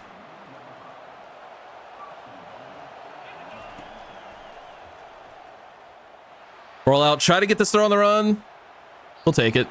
We'll take that. Better than the loss, obviously. And we'll try this. Probably going to go to Jeremy Griffin. It will go to Jeremy Griffin. Outruns the DBs into the end zone touchdown. Imagine getting outran by a tight end. You guys suck. Sounds about U of A. We have the ball back. 3rd and 8. Up by 7. If we can get this first down, that'd be huge. My man was about to be so fucking open. We missed the field goal. We can't make it in sim. There ain't no way we're making it with me actually going for it. on the road.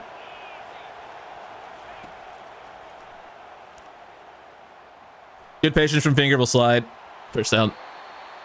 5 for 52 on the ground for Darren Finger. It's a pretty good game. Now we have the ball inside the 15. First and 10. Whip route didn't get open. Neither one of the vertical routes got open. And then the tight end also didn't get open. So the resulting play was a sack. But we'll take that. Gets us at least a manageable third down. Also, shout out to the playbook for actually being good now that I'm considering getting rid of it. You gotta be able to run away from that. We'll take the field goal to go up 2 possessions. 10-0. Guess we're not gonna get a moment in the entire second quarter. That's fine. It's really not. 3rd and 7. It's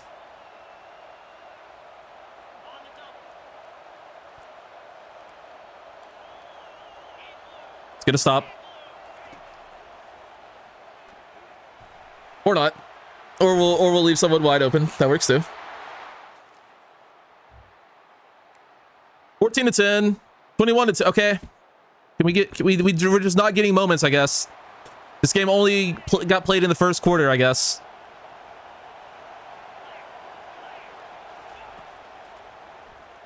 That's open. You're joking. No world, that's not a catch. I'm challenging it. It's not a catch, but I'm pissed, so I'm challenging it.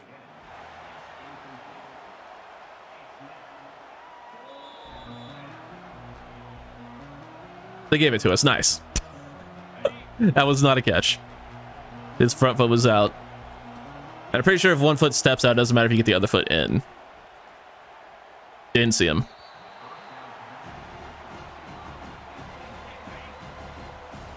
I really don't want to lose the second game this early in the season. So let's not. Touchdown. Darren Finger. They want us to go for 2. I don't really see why, but we will. Guess it makes it so a field goal will tie the game later. And we're not going to get it. All right. Yeah, getting the 2-point conversion would require our receivers to get open, which I haven't been able to do all day. Give me a fucking moment. Give me a moment! I am spamming the B button. Why is it still simming? Whatever, we got a touchdown. No point. They already scored. Why is pressing the B button not stop the sim?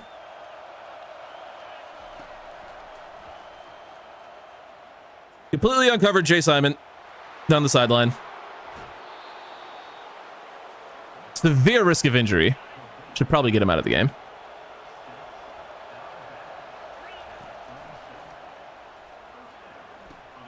I wanted to spin the other way, but whatever. I don't care. It doesn't matter. It wasn't going to do anything. They're pressing like a motherfucker. Griffin wide open. Tie game. Why does it's like skip moment and then it continues to sim? It shouldn't do that. It should stop the sim and it should give you, I don't know. It works when it's not skip moment, I guess.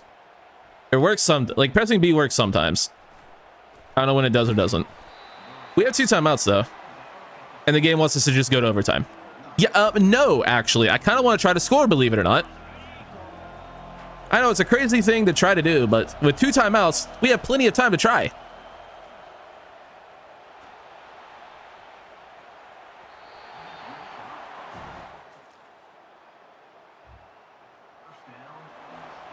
End of the game drive. Get a score for the lead. Run the ball. With 19 seconds remaining, actually. So stupid.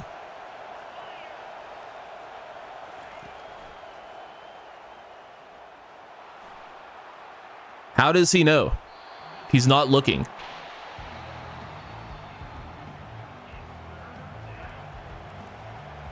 JV, it's Playrec.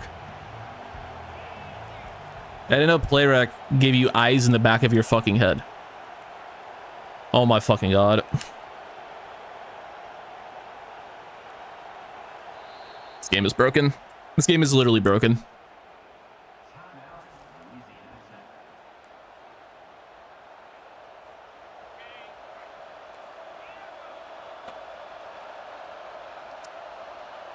Someone will get open, maybe. JK, I lied.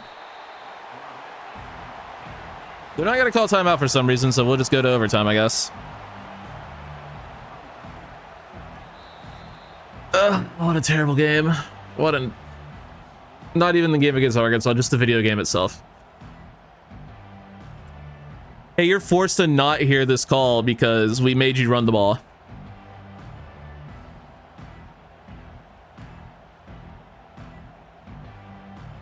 So dumb. Arkansas is going to play defense first, obviously.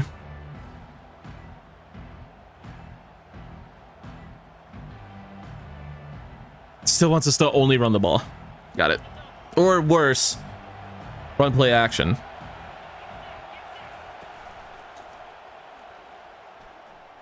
One-on-one, Schmitz, touchdown on the first play. Beautiful. I mean, that works. That's pretty cool. We like that.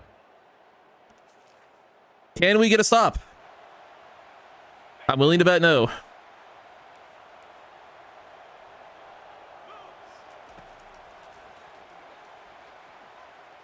QB gonna take off. Gets a couple. KJ Jackson, the Arkansas QB.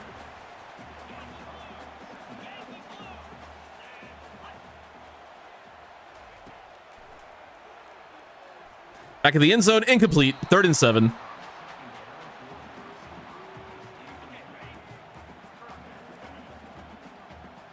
Come on, boys. Play well. Play smart. Don't get beat. Fumble. Recover. Let's go. GG. Huge win. Another road SEC win against a very game Arkansas opponent. We come away with a 36-29 victory in overtime. Nail biter for sure. Oh, their starting QB actually got injured. All right, whatever. Works for me. Finger, great game. 294 yards, 4 touchdowns, no picks. Love the no picks. Had a great game rushing as well. Jay Simon was decent receiving. 8 for 101 and 3 touchdowns for Jeremy Griffin. Have yourself a day. Let's go, dude.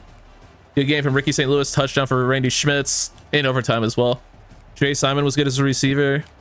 Marcus Gray and Dennis Byler were on the field. Yeah, Gabe Story's got to play right tackle. He just can't hold up at left for whatever reason. 2 TFLs, sacks for Danny Sower and Damon Fayad. And no picks. That's fine. Delbert Thompson out with a ruptured disc as well. Come on, man. I was wondering where he was, why Danny Sauer was playing. But he's playing well, so it doesn't really matter, but it's still annoying. To miss so many games due to injury. And Callum Graves decommitted. I'm sorry, what?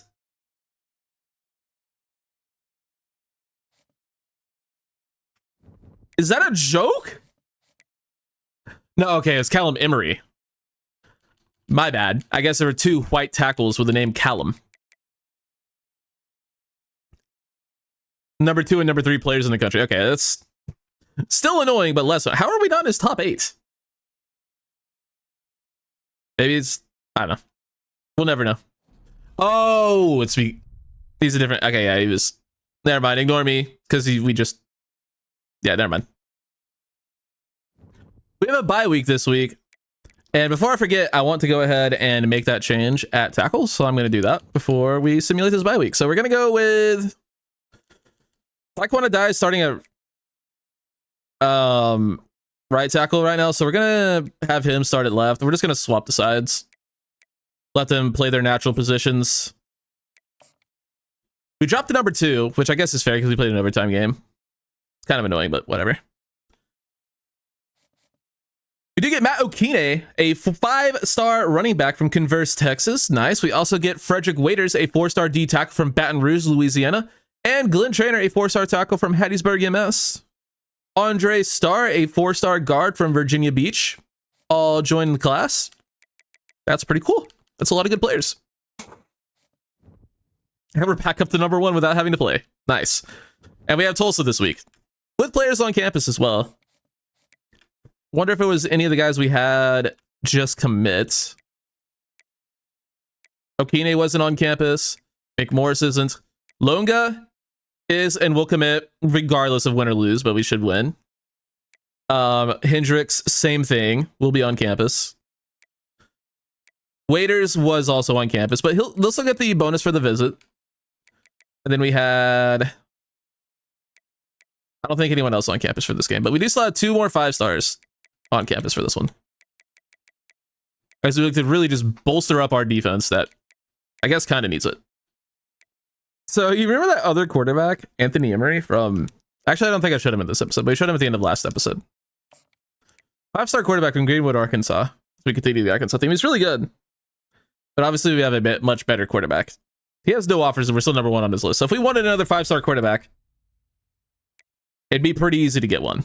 But we have no need for him. So we're just going to let a 5-star quarterback sit there. All right, we have back-to-back bye weeks. Why did I say that? We don't have back-to-back bye weeks. We have Tulsa this week. But, you know, it's basically the same thing, right? Right? Someone help me here. I've made a mistake saying that. We're going to lose now, but we really can't afford to because we have multiple 5-stars on campus for this game. So let's just not lose. I think that's a good idea. Cat the playbook again. I'm not going to remember to change it. That's okay, though. I kind of don't want to. Mid-season feels weird to do.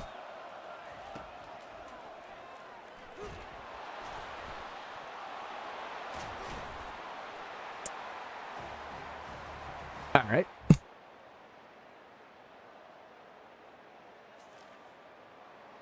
That's cool. That's really cool.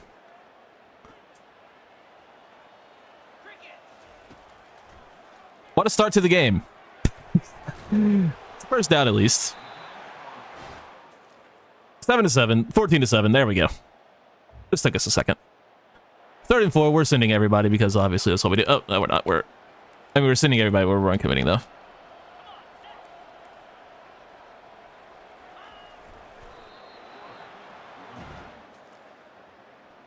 What? What?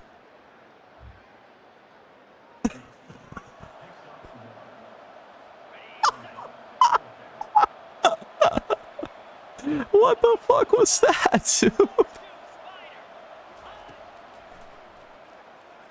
I just tried to QB sneak on 3rd and 4.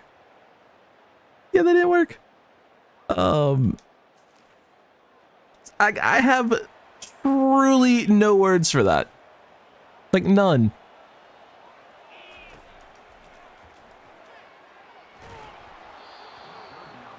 If we could get any time on, like, any play, really, that'd be great.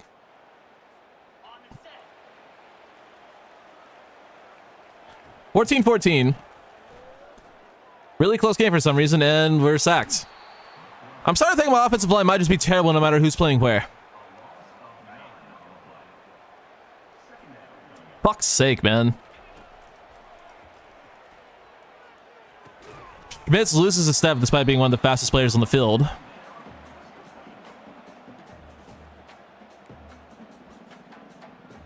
And now they want me to give up.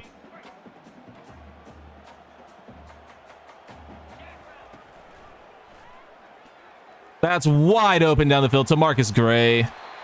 Big catch. We love that.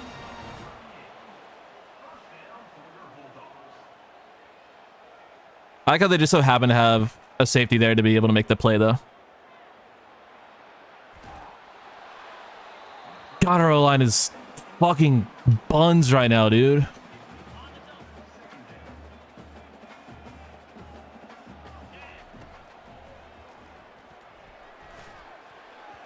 Good play by a linebacker. I mean, I threw it right to him. I don't know what I expect.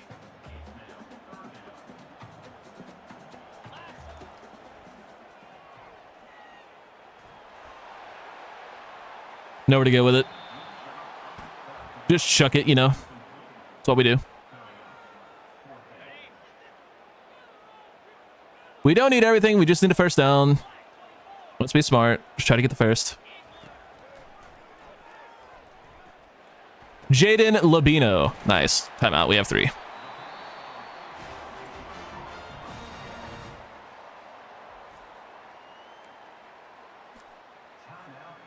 See, when we play smart, we're actually good. But we really don't be playing smart very often. Griffin end zone shot. Go up and get it. He can't.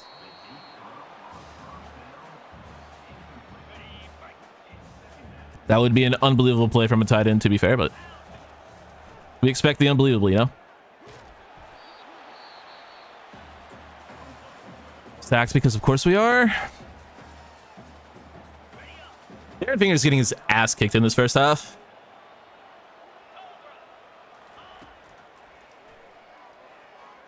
Great throw. Schmitz ends up losing yards from where he caught it. Losing momentum, that's fine, I guess. Whatever. What? Where was that going? Whatever, we'll just kick the field goal. Go up 17. Or not. Or we'll miss a field goal.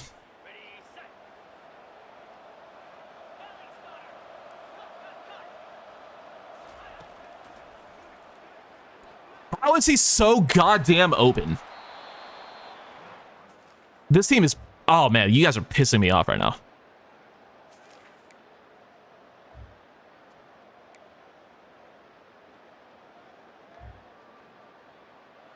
Wow, we're getting embarrassed by Tulsa. How are we playing a close game against Tulsa? St. Louis touchdown, nice. Dude, no, I'm not helping you.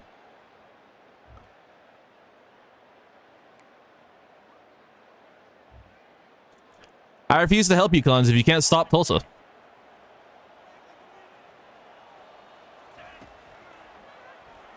Thankfully, we don't really need a blowout win because we're basically confirmed to get both of those guys just with a win.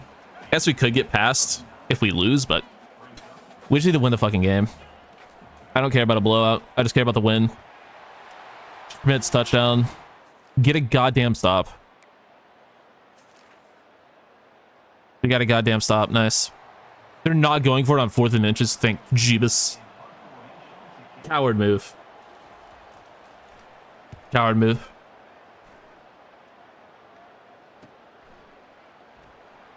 Jay Simon is about to die on the field. He's pretty used to that. He always is almost dead.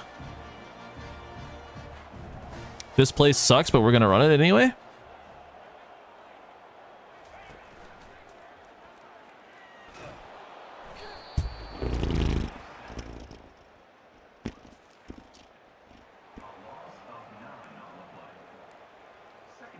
Fucking hell.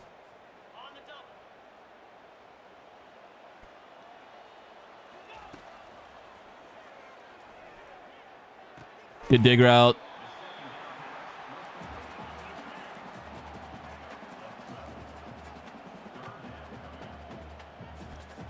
We'll go to the 2-minute timeout. I don't like this play call. I don't know why I went hurry up. Thought we had less time than we did, I guess. I don't know. Looking at Schmitz and Griffin here. It'll be Schmitz. Get the first. Nice.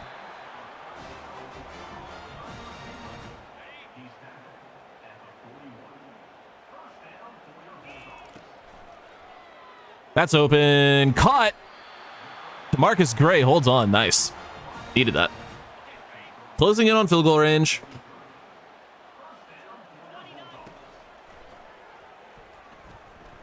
Not where I wanted the ball. Not where I wanted the ball at all. And then I ended up taking Gray out of the play even more, trying to do something. I don't know. That's just thrown right to him.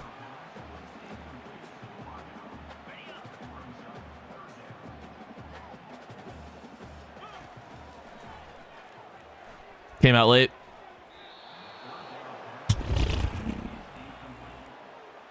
We're not punting.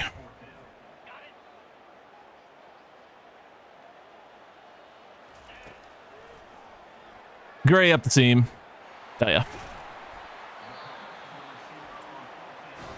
Probably should have punted there. Would have been the logical thing to do, but fuck it. We ain't about logic here. We about moments. What a terrible line.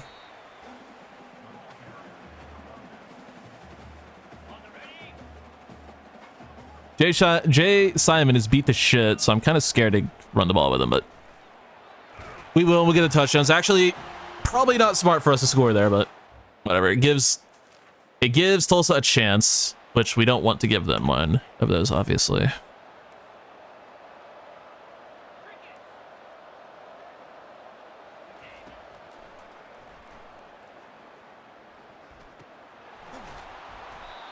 Way too easy of a first down there.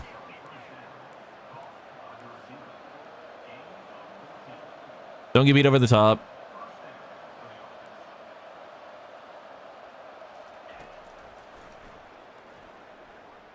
Good coverage downfield. Throw underneath. Complete. We're going to spike it on 2nd and 1. Interesting decision.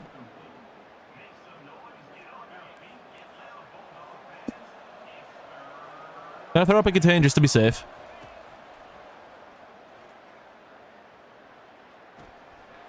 Running back out of the backfield, first down. Final timeout called.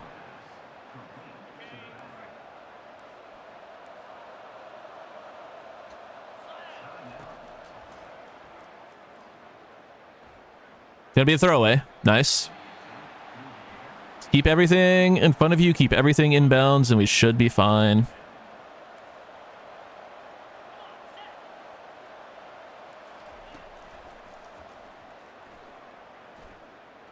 Really good coverage, and it'll be another throwaway.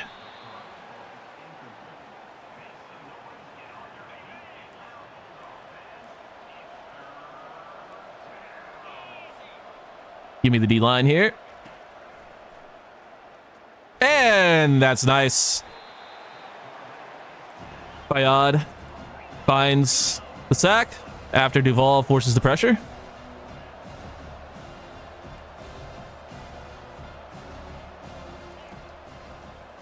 Pass comes out quick and it's easily completed. They might have time to get one final play off. And they won't. Nice. How does that? Can't let that get completed, man. We barely escaped with a win against Tulsa, which does not bode well for our prospects of actually being a legitimate team. Decent game from Finger. Did throw a pick. Don't like that. Decent game from Simon, had a touchdown. Schmidt's good game.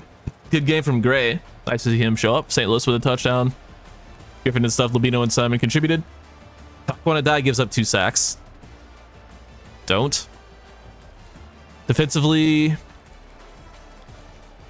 2 TFLs, 1.5 sacks for Fayad, 1 for Denny Sower, who's injured. Our fucking D tackles are dropping like flies, bro. Cam Workman comes in for Sour, has half a sack. Don't get any picks. Why the hell is Cam Rust on defense? Legend Longa from Slidell, Louisiana, a 5-star linebacker, has joined the class, as has another 5-star linebacker, Larry Hendricks from Irving, Texas. We also get a 4-star tackle, Sione Toilolo from Honolulu, and a 4-star corner, Stephen Mooney from Darrington, South Carolina. All very nice commits. Tough game on the road in College Station against a very respectfully rated Texas A&M Aggies. They have a 90 overall defense.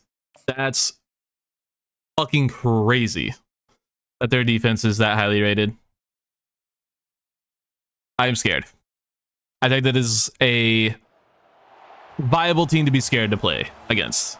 A 90 overall defense, that terrifies me. That definitely terrifies me. We're going to try, though. I think we could beat him. I think we can beat him. I'm also mostly coping, but I think we can. I'm like the little bulldog that thought or something. Schmitz. Nice. Take a couple yards. Let's run the ball with Jay Simon before he inevitably gets banged up from wear and tear, and we're scared to do it. That was weird. It's a touchdown, though. They sold out, and we just kind of walked right past. Basically, our O-line put the best defense because he turned around to see what the fuck were they doing. Anyway, a touchdown. A&M ties it at 7. And our defense needs more help. It's going to be a 1st and 10 from the 13-yard line. I am very scared of playing defense, as you all know. We aren't good at it. Or I'm not good at it. Our team is great. Me, not so much. One of the better run defense plays we've ever had. They already have 8 carries for 72 yards. Yeah, give me that playbook. Give me the playbook that gives you 8 for 72. Please, give me that. I mean, for all I know, they could have gotten 58 of that on one play or something, but you know what I mean. Jackson, good tackle.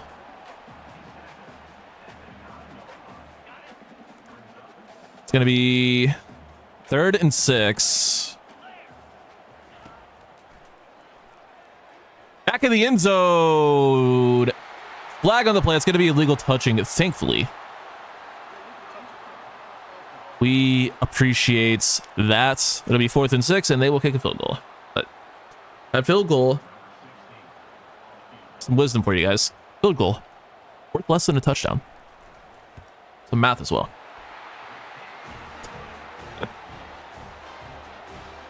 I'm a genius, guys. Thanks for watching.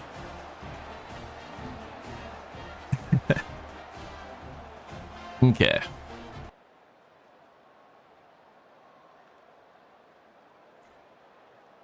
All right, 7 to 10, and we are going to be in the red zone. Nice. After all of that, it's kind of weird.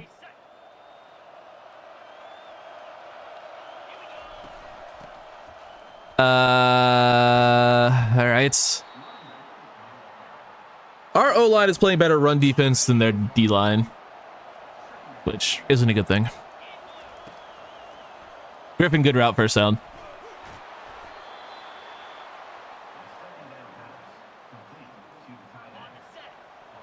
We'll try to throw for it. 1st and goal from the 6. We'll just go to Griffin again. Might have had St. Louis late, but I don't really trust that these days. We'll try to toss, but why is it going to Mixon? Not really sure, but I'm here for it. When Mixon gets a toss, can he get to the edge? He doesn't have great speed. He also does not have enough speed. True freshman down at the 1. You're giving us the middle of the field for Simon. We'll give him the ball. And he'll find the end zone. Touchdown, Jay Simon. Nice. I think they scored. They did. 14 to 17. Fire that in. Somehow incomplete. To try to get it out quick to the open receiver. Didn't really work.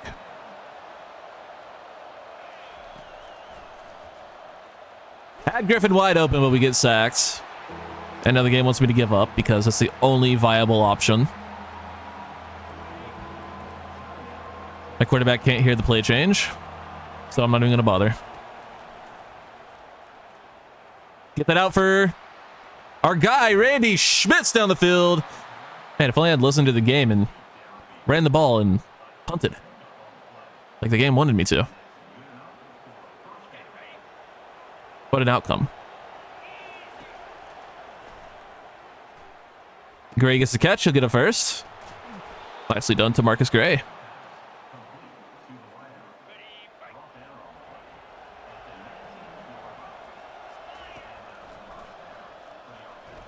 Labino going to be wide open on the mesh. Out at the 8-yard line. Yard line. Yard line? I just feel like I'm saying that word.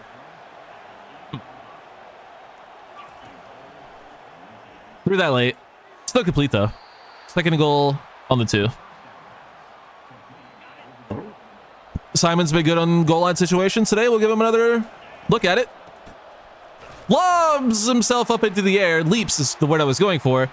And gets helicoptered, put into the end zone.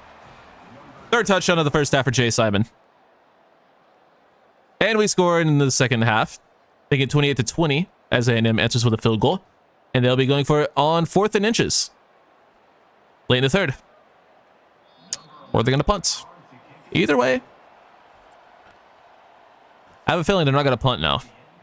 Just a crazy thought. Wow. Who'd have thunk?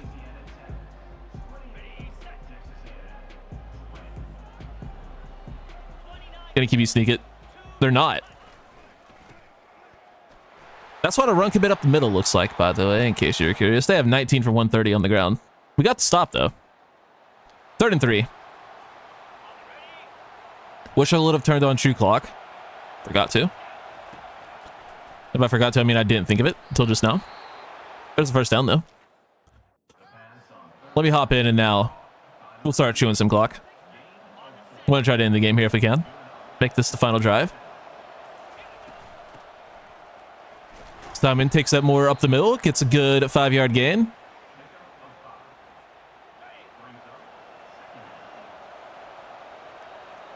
We're going to do a set of downs, so we'll easily be able to get to at least a 2-minute timeout.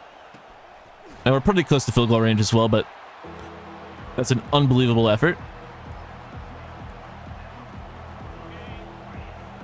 From that guy. Cam Rust into the game. He'll get a look at a screen. It'll be an easy first down for him. We'll take it. Well done, Cam Rust. Getting a rare opportunity. Some pretty good blocks. We'll get to the edge with Simon. Spin back inside. What a move, Jay Simon. Wastes a lot of time. And more importantly, gets the first down and to the 2-minute timeout. Which also means the game will now give me run plays. Thanks, game.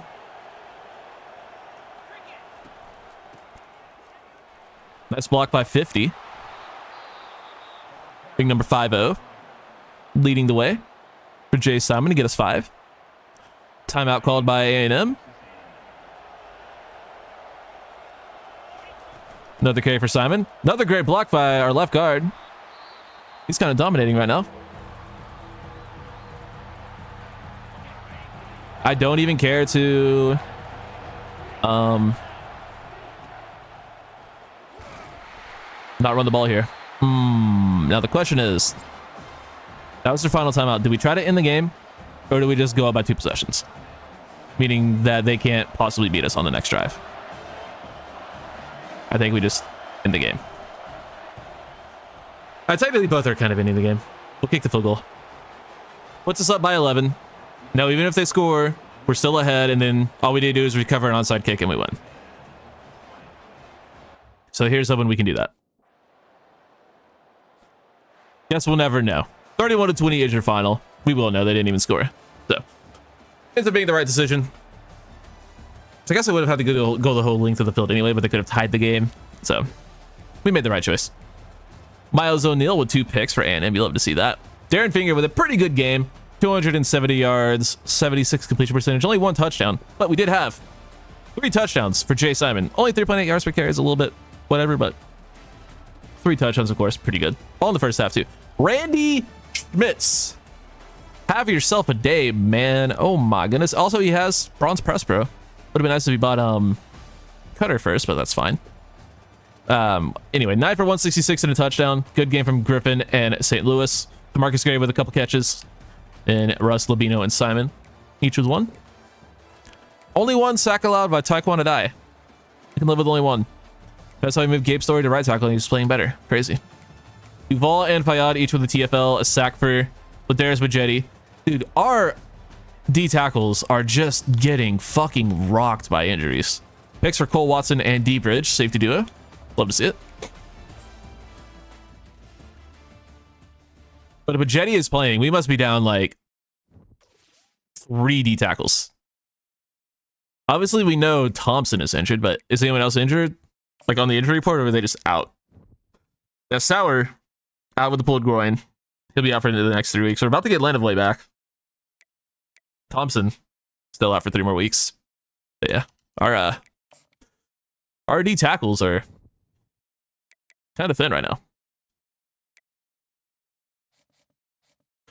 John Vizcaino, a receiver from Milwaukee, has joined the class, as has Zach Brents, a tight end from Cincinnati. Nice, nice, nice. Anthony Emery still does not have a single offer, bro. Should we just get him? Wait, there's another quarterback who just doesn't have offers? Or another 5-star? What? How's that possible? We'll go after Anthony Emery. He's listed at regular quarterback, so I doubt he can play anything else, but I mean, he has no offers and he has a 5-star. If nothing else, it helps our class. Wiley does not have a playing time deal breaker, correct? Probably should have looked at that first, but as prep potential, we'll be fine. Home game against UT. Gonna be really fucking good. Oh my god, this SEC schedule is nuts, man. It just does not let up. Fuck me. Like every team is a 90 plus. It's crazy. I mean, like we are too at this point, but not really. Holy shit. I mean, by the time Tyler Wiley is, you know, an upperclassman, maybe will be that good, but I just do not feel like we belong. I mean, obviously we're playing well, but it's when we start playing the Texases and the Alabamas and the LSUs. We already lost to Florida. We don't play Georgia this season, thankfully. Like those teams, I don't know. Also, we did beat Ohio State, though. I don't know, man. It's like not really imposter syndrome, but kind of imposter syndrome. It's like, it's obviously it's like a video game, so like it's not like really real, but I don't know, man.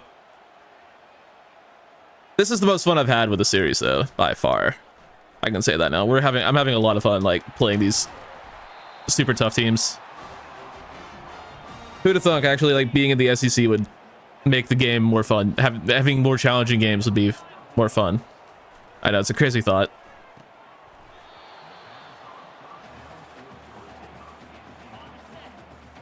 Which maybe that's why people think the Vanderbilt rebuild is fun. Ricky St. Louis showing off the speed, trying to hurdle a guy, didn't really work.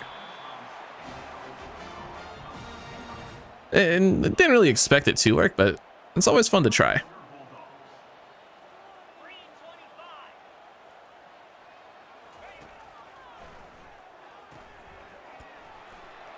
And that's just great route running and patience and ball carrier vision and other words like synergy and stuff. The like a boss reference. First down.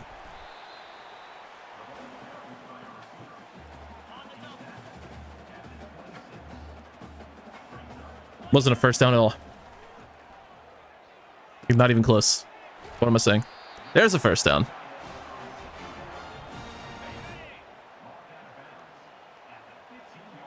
We're playing pretty well at the moment. See, this is the offense like last season. Like Finger just picking apart a defense in a drop back passing game. People making plays like this is the defense I've been waiting for. Or the offense I've been waiting for, excuse me. Am I having a stroke? Maybe. Touchdown Jay Simon. He's had a very good year. Kind of out of nowhere. God, the SEC patch is so disgusting on our jerseys. 7-0. They made the ball back. Wowie. What a treat.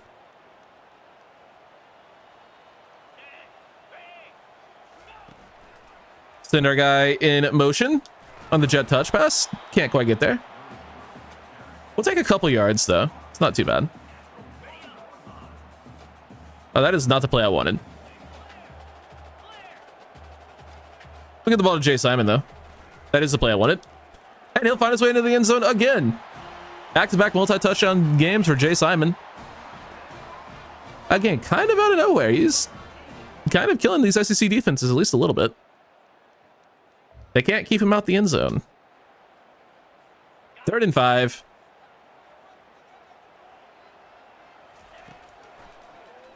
Schmitz, great route. Too fast. First down. Let's go. Randy. I keep wanting to call him Jay Schmitz, but that's just not his name. Thumbnail. And I haven't gotten one. I need a thumbnail for season 4. Because I got one. And it's probably going to be somewhere in the video of me getting it, but I couldn't find it when I was editing. So I need to like think about that. Randy Schmitz is dominating this game. So is Jay Simon. I was thinking about Simon for this season's thumbnail. Try to throw it.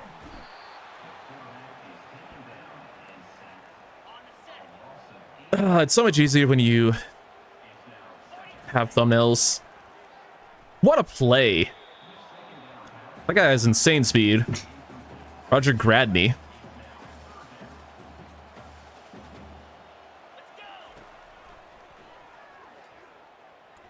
Look at that. Simon takes a huge hit. Can't hold on to the football. We'll just kick the field goal.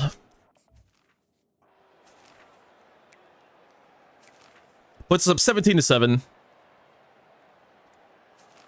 we have the ball back on a 3rd down alert. Nice. Don't mind if I do. Who wants to get open for me? We'll go there. Good play by the DB. Crashing down on the ball. Gets the pass break up. And we'll have one more shot at the end zone. Late in the quarter. Why not? How does that keep happening? How does DeMarcus Gray keep getting so wide open on that? I'm not going to question it. It's like that shock and nod play from season 1 and season 2.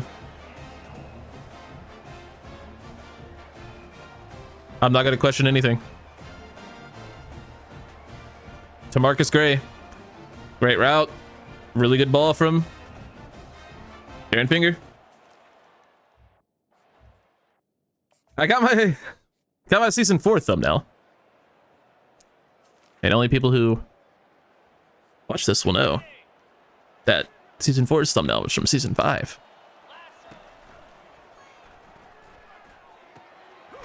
That's only a yard. But we are up 24-14 into the second half. Late 3rd quarter. Not even late 3rd quarter, just midway through the 3rd. These are 8-minute quarters. St. Louis gonna call that a first down. Thanks for the spot, ref. Appreciate you. Love the home cooking.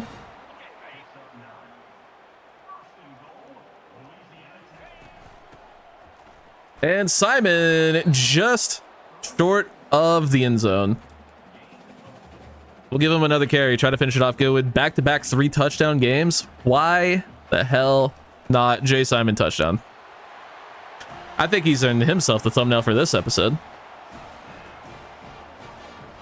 Because he is balling.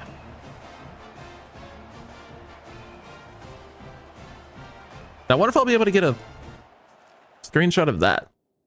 Like the celly. Really cool if we could. I don't think we can. That's going to be a good one. Oh, this thumbnail is going to be fire. This thumbnail is going to be sick. I just need to remember to get a player of the game from him.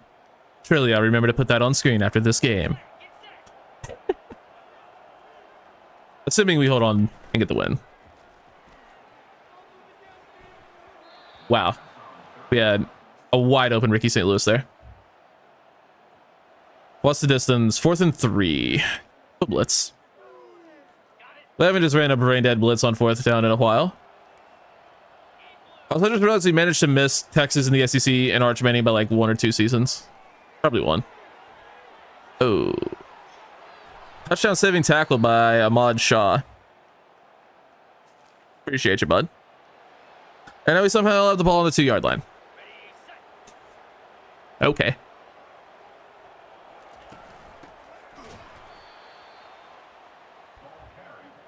Not really sure how that happened, but I'm not going to complain about it. Keep Texas off the end zone and get down to the 2. Simon, 4-touchdown day for Jay Simon. All right. Ball back again in the red zone. 5-touchdown day for Jay Simon. Someone say 5-touchdown day? I said 5-touchdown day. What a play. Right place, right time for that guy.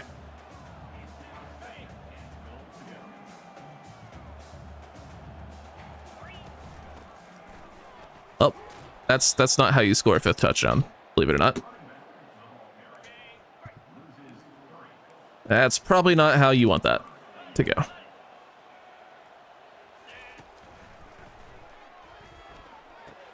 We'll take the touchdown with our boy.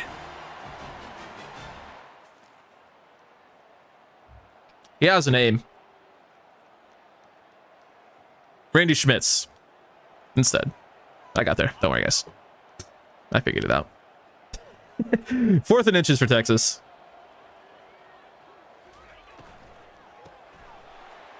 How is Texas the one SEC team we're beating the piss out of? How? I don't understand how Texas is the one team we're beating up.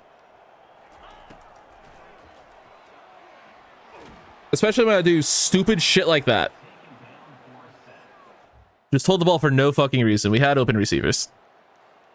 Anyway, we beat Texas 48-14. Just absolutely, I didn't get the player of the game thing. Fuck! Darren Finger had a great game. You know, maybe 147 yards and 4 touchdowns will be enough for SEC Player of the Week. Hopefully. It fucking should be. It really, really should be. It, like, really should be. Good game from our receivers. Tackles got beat up on. Stop it, please. Only 1 TFL. Sacks for Sean Duvall, Legend Bacon, and Damon Fayad, though. I like that. And then 2 interceptions for Ahmad Shah. 1 for Cargo, Jackson, and Watson. So 5 interceptions on the day for the defense. That's a pretty good day at the office, boys. Well done. Please at least show me Conference Player of the Week. Please. I beg. Motherfucker, we didn't get it. We also did not get Matthew McMorris. Well, I'll figure something out for the thumbnail. Hopefully. It's pretty annoying we didn't get McMorris. Whatever. How do we not get Player of the Week?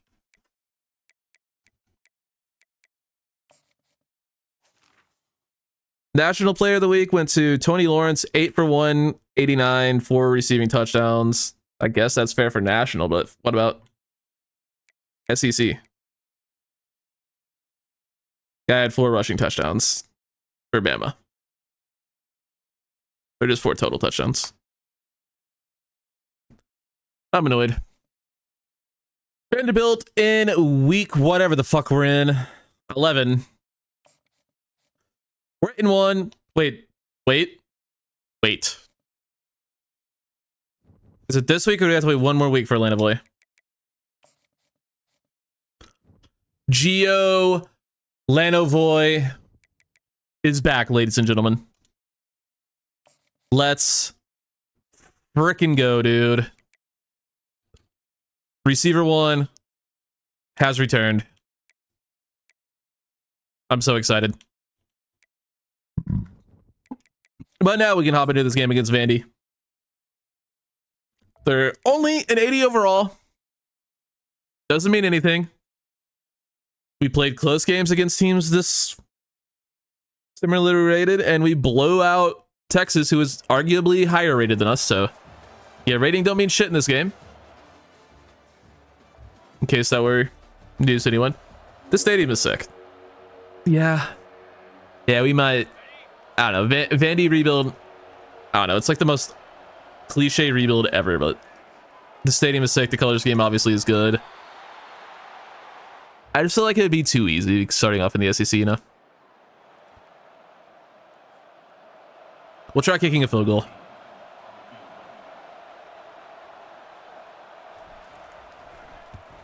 Good accuracy, good leg, good kick. Nice. We like that. We'll go up 3-0. It's not, you know, a sexy lead, but it's a lead. And we have it 3rd and 5. Still up by 3. We'll throw that curl. St. Louis open. First down. Nice. Ball on the 13-yard line. We'll figure it out. Who's going to get open? Bad throw, bad throw, bad throw, bad throw. Somehow not intercepted. We take those. I'm just taking a shot for no reason. I thought I was over that. Turns out I'm not. Thankfully able to get that throw away before we get sacked because, well, both of our tight ends got bumped off the line, and yeah. It's pretty cool, right? Alright, can we stop with the celebrating 200 completions? It's not even like that impressive.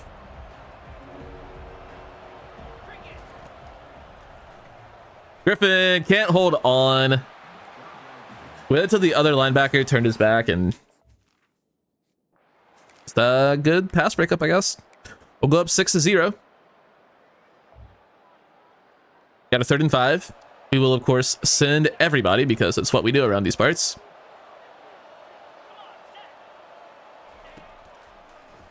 Good play by Kevin Beaver. Nice. Run blitz actually kind of worked, and we score 13-0. And we're back on offense on 3rd and 7. I like being on offense the entire game. It's pretty fun.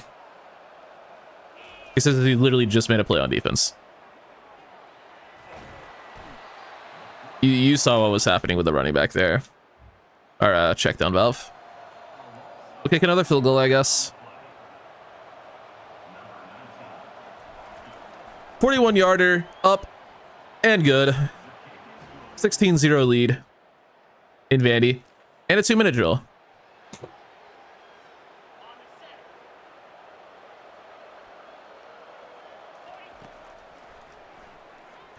We get Lenovoy's first target that we've seen, and he drops it.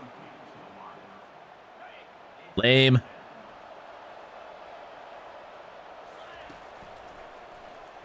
Lenovoy going deep, though. He's got it on the very next play.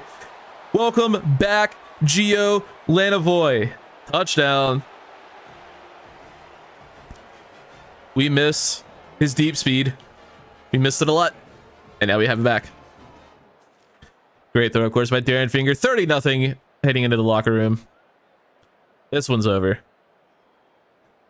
This ball game is over, brother.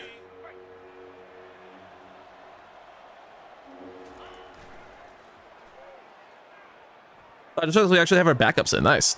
Well, Lenovoy's playing, but that was fucking Leon Glennon. Definitely knew he had a name.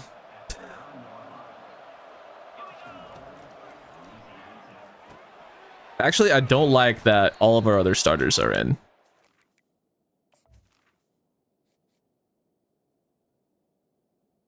Darren Finger's hurt. Bruised knee will return soon. Fuck. It would have been GG's to the season if Darren Finger was out long term. And Glennon throws a pick in the end zone. Sick.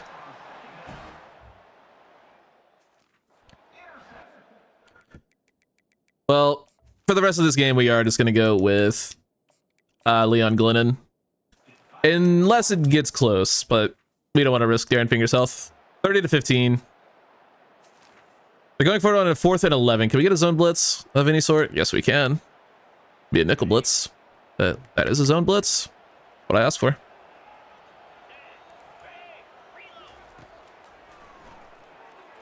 Pass wide open up the seam. Can't really be my responsibility. First down, Vandy. 30 to 22. Vanderbilt is trying to make it interesting.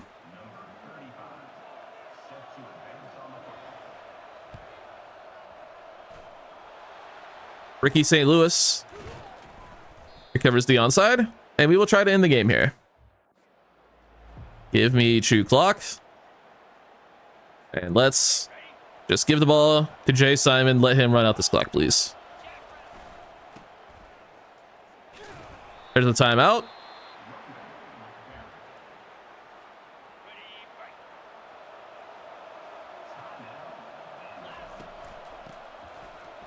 And not quite. Actually, I think they're going to give it to him. I think I saw first for like a fraction of a second, and I did.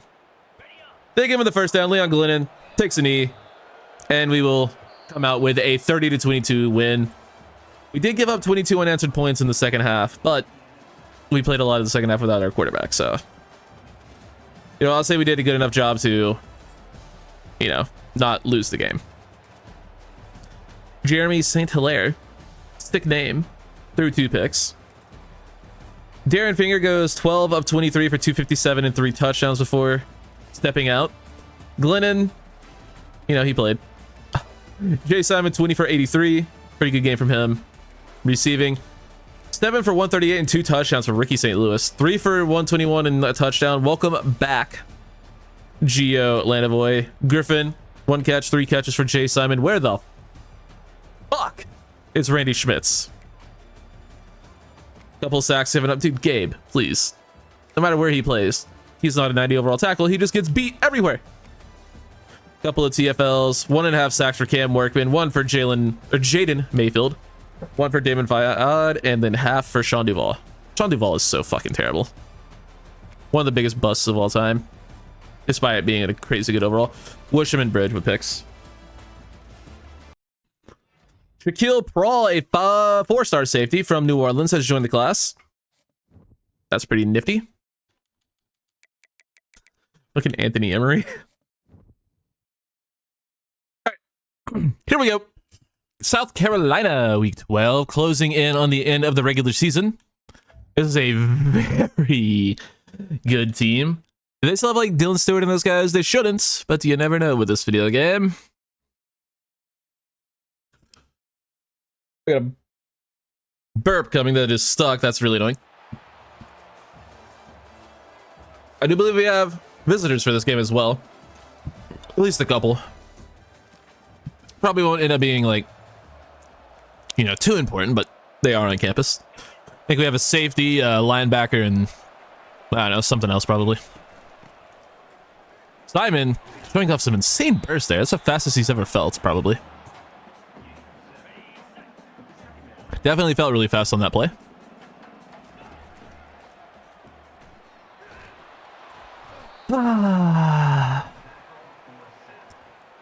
Platinum sleight of hand, by the way.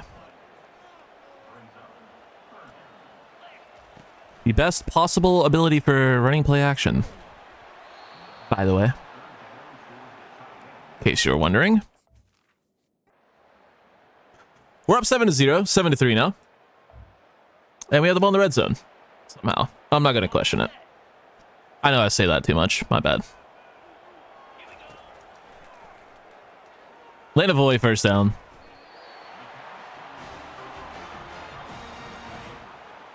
Welcome back, Gio. Happy to have you back. Not his final home game. We have a home game next week as well. And I think we have a week 14 game. I would assume we do. It's usually how this works. I think so anyway. Don't quote me on that. Oh, that's not the button I wanted. Almost worked out though. How did I end up getting B out of that?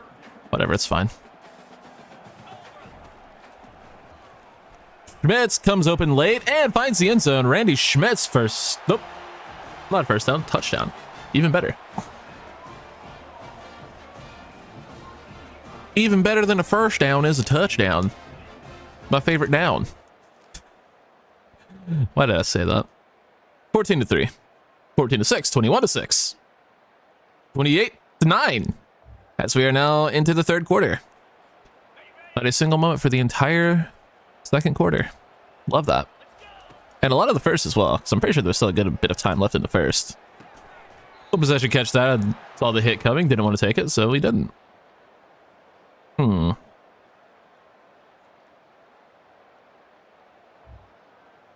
we go.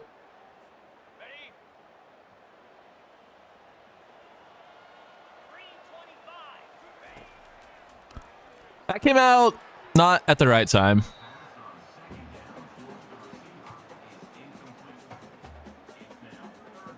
That's a little bit rough.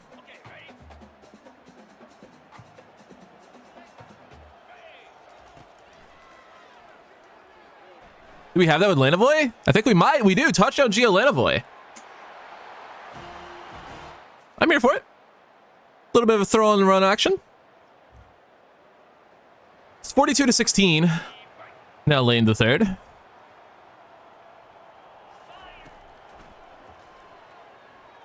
Receiver ran the route for Schmitz. Don't love that.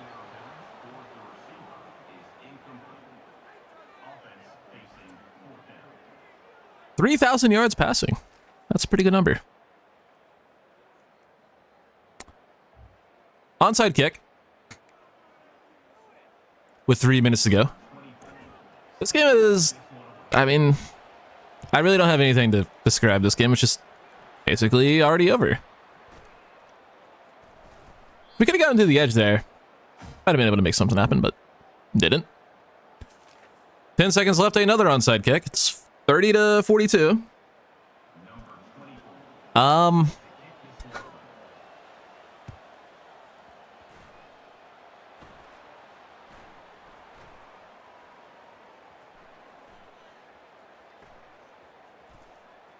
No!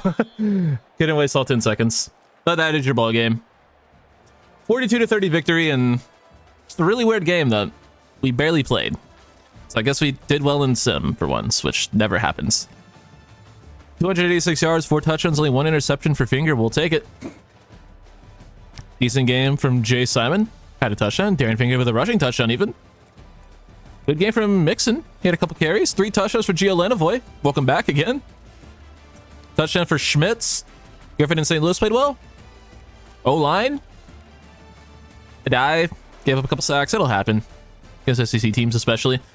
Boatload of TFLs. No sacks. No picks. I hate it here. Steven Pelshak, a 4-star safety from Fort Lauderdale, joins the class, as does Jalen Kumar, another 4-star safety from Wheeling, West Virginia. And Joey Corral, a 4-star linebacker from Shreveport, Louisiana.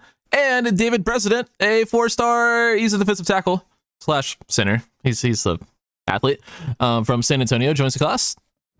Because, you know, we need just so many more players. This is the best class we have signed in this series very easily. And we are closing the regular season, I think, closing the regular season against 3-8 Alabama. Yes, this is our final game of the regular season. That's wild. Guys, Anthony Emery finally got another offer and we can pull out of the race. We don't need to pity him anymore. He can go to Iowa. I don't care. Well, let's get this Bama game over and done with. They are exactly the same overall as us. Yeah, that makes sense. Seems very fair that a 3-8 Alabama team would be rated 91 overall. Make that make sense. How the fuck are they 91? How are they 3-8 when they're statistically one of the highest rated teams in the entire game? It is so hard to get like over a 92, 93 rating in this game. And they're a 91 overall team with a 3-8 record. I'm annoyed. I didn't expect them to be bad, obviously. I would have expected like an 88 or something. But that also would have been bad. That would have been a bad overall for an Alabama team. Either way, it's crazy. They should not be that low rated. Or not that low of a record. Griffin can't hold on to the football. Yeah, this is not going to be an easy win. Obviously not, but it's one we want to get. 3rd and 7 on defense. Well, we still play defense? Feels like we haven't played defense in like 3 weeks.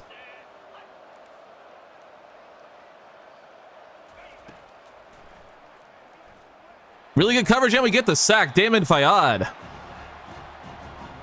Rare siding from our edge rushers, making a play. To be fair, like I said, we barely play defense, and when we do, our edge rushers don't really do anything, but they did there. Get that in quick to Schmitz. He drops it. Does take a big hit from a linebacker. It also appears the game is doing that thing where it gives us nothing but play action. And pointless motion. Lose yards again because we're getting nothing but RPOs and play action.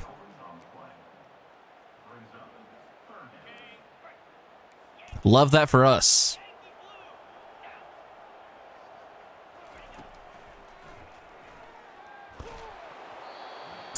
All right. Guess we will punt. I guess we will punt. I really don't feel like playing defense. 4th and 2. I guess we'll play a 4th down. We're just gonna run commit. If they throw, they throw. We're gonna pass commit. Wait, what?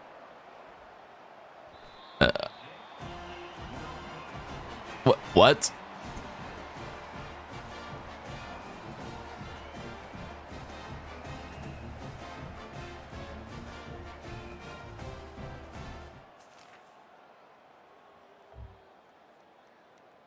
I have no words for that.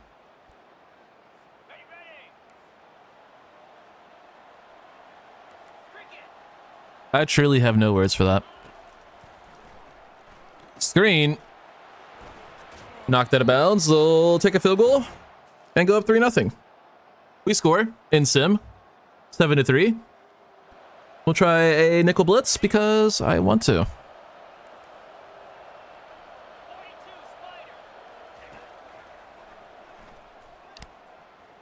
QB gonna keep it. Slides. Oh, man. You know, I did say that we never play defense. It doesn't mean I want to only play defense. Believe it or not. Hand off. Someone tackle him, maybe? Just a thought. Just a thought of, like, maybe make a play.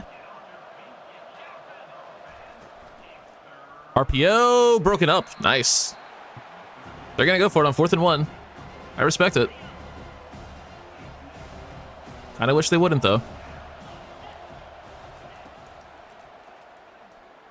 Curl open. 1st and goal from the 2.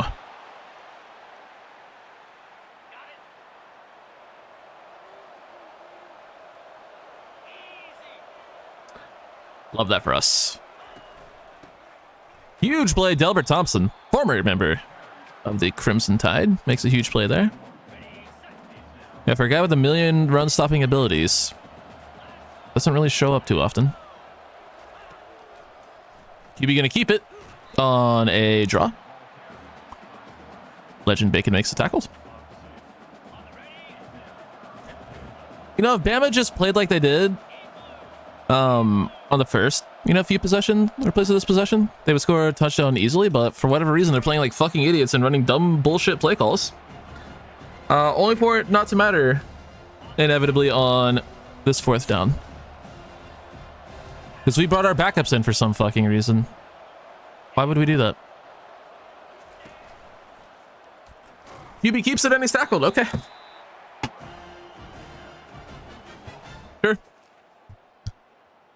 We gave him the ball right back. I'm not playing defense again. All right.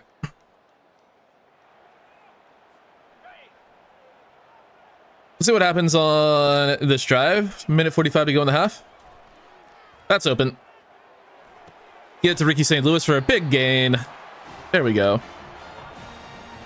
I have a massive headache out of nowhere, and I kind of don't want to be here anymore. But I also don't want to have to make this a 2 recording session video, so I'm going to tough it out. Don't say I never did anything for you. Nice move. Jay Simon, first down.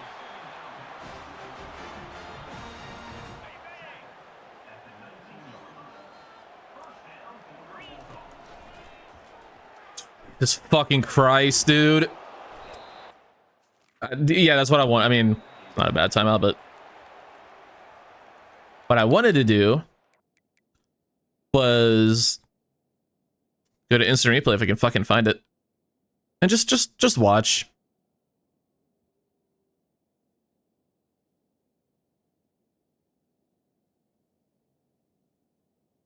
Just stuck the entire way. But if my team did that, if my players did that, it's a flag every time.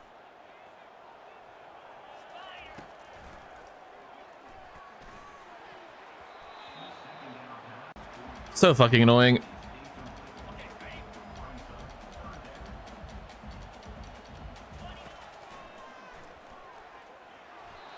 And of course, we had a wide open receiver up the seam. And we're hit as we throw because our O-line is terrible. 10-10, headed into the locker room. 17-10 now as Alabama scores. I really don't want to lose to this fucking terrible ass team, but we're going to in all likelihood.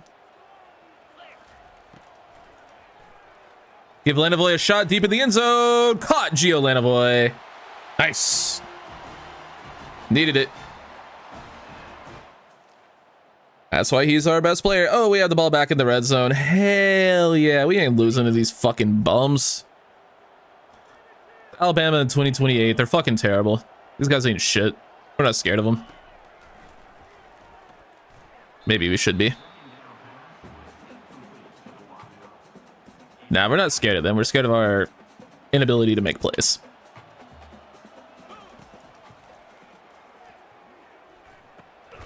Drop sitting down in zone, but they give up 4. We're going to go for it. Why can I not just call the same play? Oh, yeah, you just press B. I never knew that.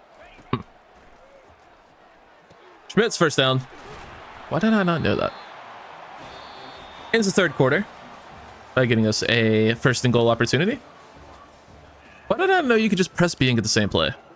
I've wanted to run the same play back to back so often. I just tried it there for some reason and it fucking worked.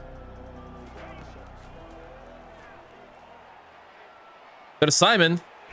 We'll end up with a couple yards out of that. That's not bad. Could have been awful. And ended up being, well, a couple yards. Only thing I like more than a couple of yards is a couple of beers, if you know what I mean. That is the only good SNL skit in the last 20 years, and I would hear no different. And that is the only skit I've seen in the last, like, forever. Not counting Lonely Island stuff. Lonely Island is still good. Obviously, they're not, like, obviously Andy Samberg and the guys aren't regular cast members anymore, but they've had some decent stuff. Sushi Glory Hole is pretty terrible. I mean, it's like trying to be dumb Lonely Island instead of just being dumb and funny. That's a nice play off the edge. Nicely done. I think that was one of our corners making the play. Why is our crowd booing? Seems suspicious. They had a song with Charlie XCX. It was okay. Like that song was fine.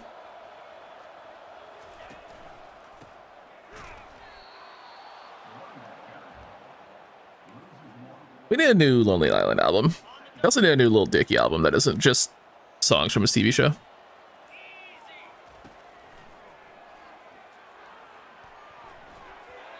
Third and 11. We're not really able to kill much clock.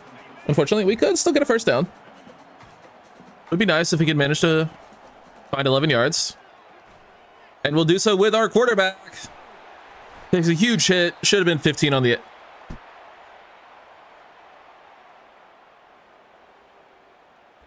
I'm challenging the fuck out of that spot. I guess we can't. That was a first down 7 days a week and twice on Sunday. We're QB sneaking this shit because we got robbed. That was a fucking first down. I slid after the fucking marker. Let alone, you know, being called short. Like, I slid as I was past it. I was like, that's when I intended to slide. Nice hurdle. Another bad spot. Another really terrible spot. Whatever, dude.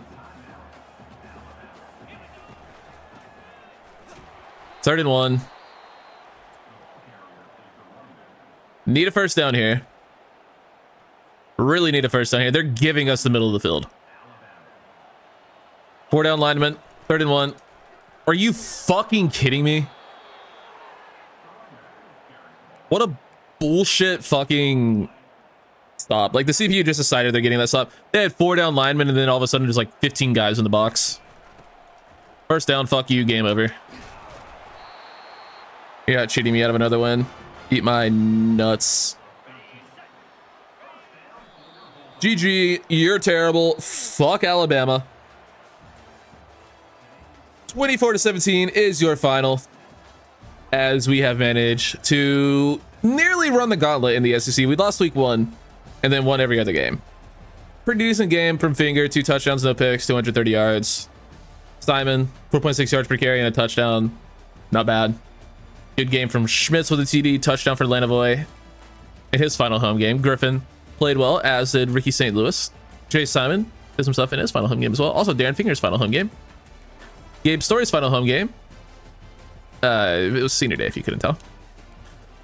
Bunch of TFLs. Sacks for Damon Fayad, who is injured again. God damn it. Legend Bacon and Ezekiel Green also with sacks. And then a pick for Armani Cargo in his final game. What a transfer player he turned out to be. Multiple seasons of great production from him. And we hit level 42. Sick. I have no idea who we're playing in the SEC Championship. I didn't look once. Probably should have at some point, but just didn't. We get Paul Mims, a 4-star blocking tight end from Bellflower, California. That's pretty nice. We have completely, like, built up an insane defense just out of this one recruiting class. It's going to be Auburn, who just happened to be the number 2 ranked team in the nation in the SEC Championship game. Okay. That's weird. And annoying.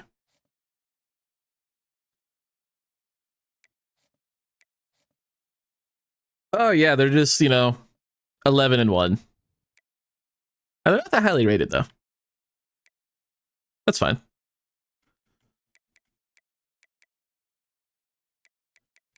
Florida's in there. They're the one team who beat us. All right, we'll see what ends up happening. Have anything to do this week? Obviously, it's a bye week. We'll just sim it. And we'll see we get any more recruits. We do. Jamison Carruthers, another 4-star receiver from Edmond, Oklahoma. We also get another 4-star linebacker, Alexander Hanoski from Poca, West Virginia. Because why not add more really good players? It's just what we do at this point. It's just add nothing but really good players. Auburn ended up going 8-0 in the conference, which I guess means they get home field advantage. Are they technically the number 1 seed in the conference? Yes, they are, because they are undefeated. That makes sense. That's fair. Even though we didn't play each other, that's fair. Let's beat them. Do they have cool uniforms? Someone wanted me to do an Auburn rebuild. Unlike one of my old videos, they commented that, and they're just way too good, way too easy of a rebuild. Otherwise, I would have considered it. Like, they're a perennially decent SEC team. They have been great in like the last few years, but like it feels like one of those teams that any given year could make a run. But it's a neutral site game. Never mind. This ain't the fucking Conference USA or American Conference. We play in real stadiums for our championship game. Although I would say Auburn is probably closer to Atlanta than Alabama. Yeah, it definitely is. And that's a really easy touchdown. Okay. It's like super easy touchdown. Got it. Up defense needs help. Okay. It's 14-0. Finally, we get an offensive moment with a minute and a half to go, or 2.5 minutes to go in the first quarter. That's fine. 3rd and 3. Thankfully, this shouldn't really affect our CFP chances. Obviously, we would like to win the SEC on our first year in it. We score there, but they score again instantly. Okay. 21-7.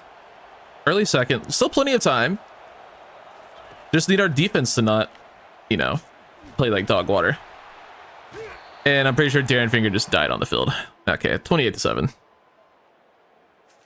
Me thinks this game is over. Me thinks Auburn has spanked thine asses.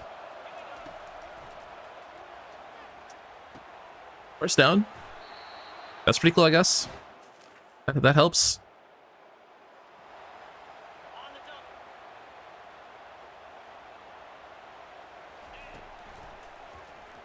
And Atlanta Boy, see if he can outrun that guy. He can. He's got electric speed and finds the end zone. Gio Atlanta Boy. Nicely done. I mean, if we can score here, it's not over yet. We can score before the end of the half. Ideally a touchdown, obviously.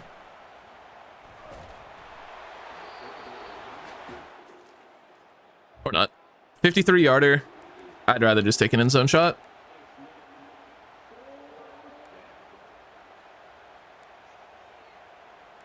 I guess it doesn't need to be an end zone shot. I guess we could just go for a first down. Yeah.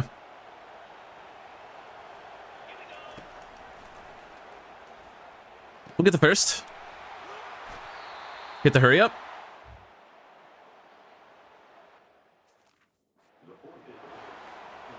Game didn't really let me hit the hurry up. That's fine.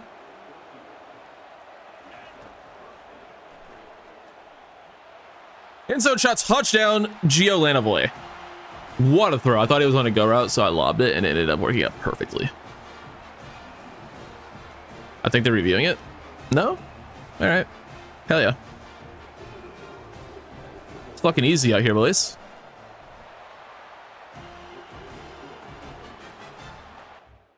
One possession game heading into the locker room. And we're still on offense. Hell yeah, brother. 3rd and 9.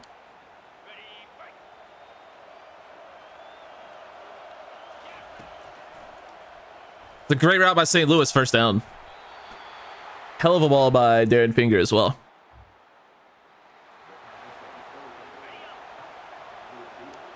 This would be an insane comeback if we can make it. Nice catch. Turn and run. Gets 5. We'll make a hell of a run at it. We're making a hell of a run for it. Nothing else. Good route. Touchdown. Randy Schmitz. Why can I never remember his fucking first name? God. Auburn scores because of course they did. 3rd and 8.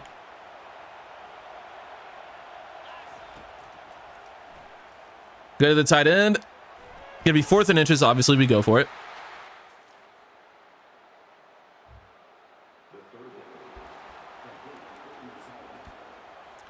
Still only in the 3rd quarter as well, so still plenty of time. Get the first down there with Finger. The game actually lets us play. Beautiful. We can run the ball here.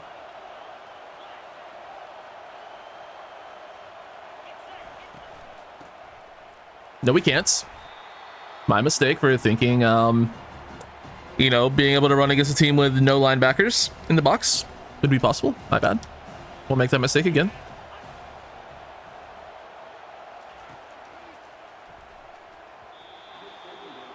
I mean, that's good drop coverage, but kind of insane. How a guy who could be literally uncovered got covered, double covered even, that quickly. Pretty annoying. 4th and 4. We'll just take the field goal. It's kind of cowardly, but it's worth it at this point in the game. Oh, what the fuck? Well, we scored a touchdown. I don't know how or why, but I'll take it. I literally am trying to just kick the field goal there. Lanovoy burned off the line. Touchdown, Gio Lanovoy. And we take the lead. And we're back on offense. What is happening? Our offense has awoken in a huge way in the second half.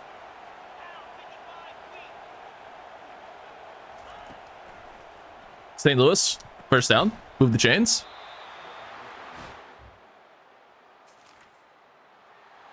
I mean, it's yet another third down alert where we take no time off the clock. It's my favorite. Lanovoy did it again. Gio Lanovoy, his third touchdown of the game. Absolutely burning the Auburn DBs. And now all of a sudden, we just flipped this game completely on its head, and we're only up by a touchdown because they answered. Never mind.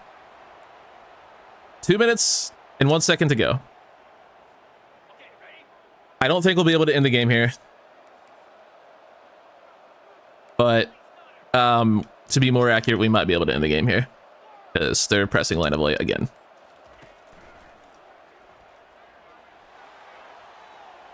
He caught it. Gio Lanovoy. Just burning these Auburn DBs. Absolutely destroying them.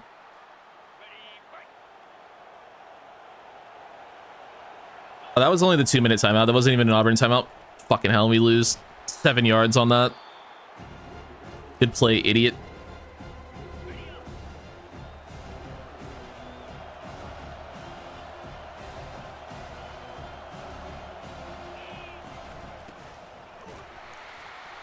Really felt like we had a chance to run the ball there. Really felt like a fair play. I mean, we're obviously throwing here. They can't cover Gio. We're gonna just throw it up to him pretty much no matter what.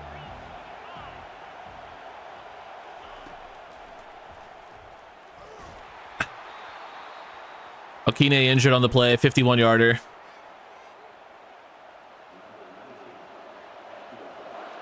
We should have the range for this, or the leg for it. It's whether or not I can actually make the kick. And we did. That's massive. Makes it a 2-possession game. 52-42.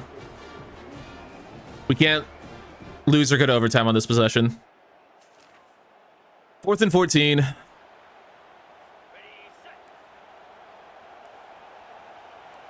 In the game of the year, we are one stop away, one tackle away from being SEC champions in our first year in the conference. We come back from a 21-point deficit to end up winning by 10 against Auburn, the number 2 team in the nation. Gio Lanovoy, 8 catches, nearly 200 yards, 4 touchdowns. What a freaking game for Gio. Unbelievable performance. They kept trying to press the fastest guy on the field with the best size at the position. Like, you're pressing fucking Calvin Johnson, basically. Obviously, he's not, you know, that good, but he's that size and speed, basically.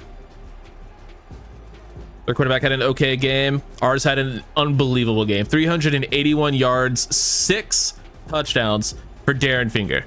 That should be player of the game, in my opinion.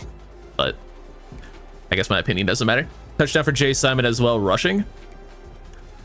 Jeremy Griffin, 9 for 78. Obviously, we already saw Lanovoy's unreal performance. St. Louis played pretty well, 4 for 46, and then 4 for 59, and 2 other touchdowns for Randy Schmitz. Like,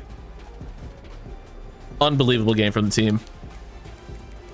Gabe Story and Okine giving up sacks. You hate to see that. Well, would you look who decided to show the fuck up? 3 sacks for Sean Duval. It's about goddamn time he did something. It's been a minute. Delbert Thompson and Legend Bacon also with sacks. And an interception for Ahmad Shah, as he might low-key be one of my favorite players on the team. Ahmad Shah is really fucking good.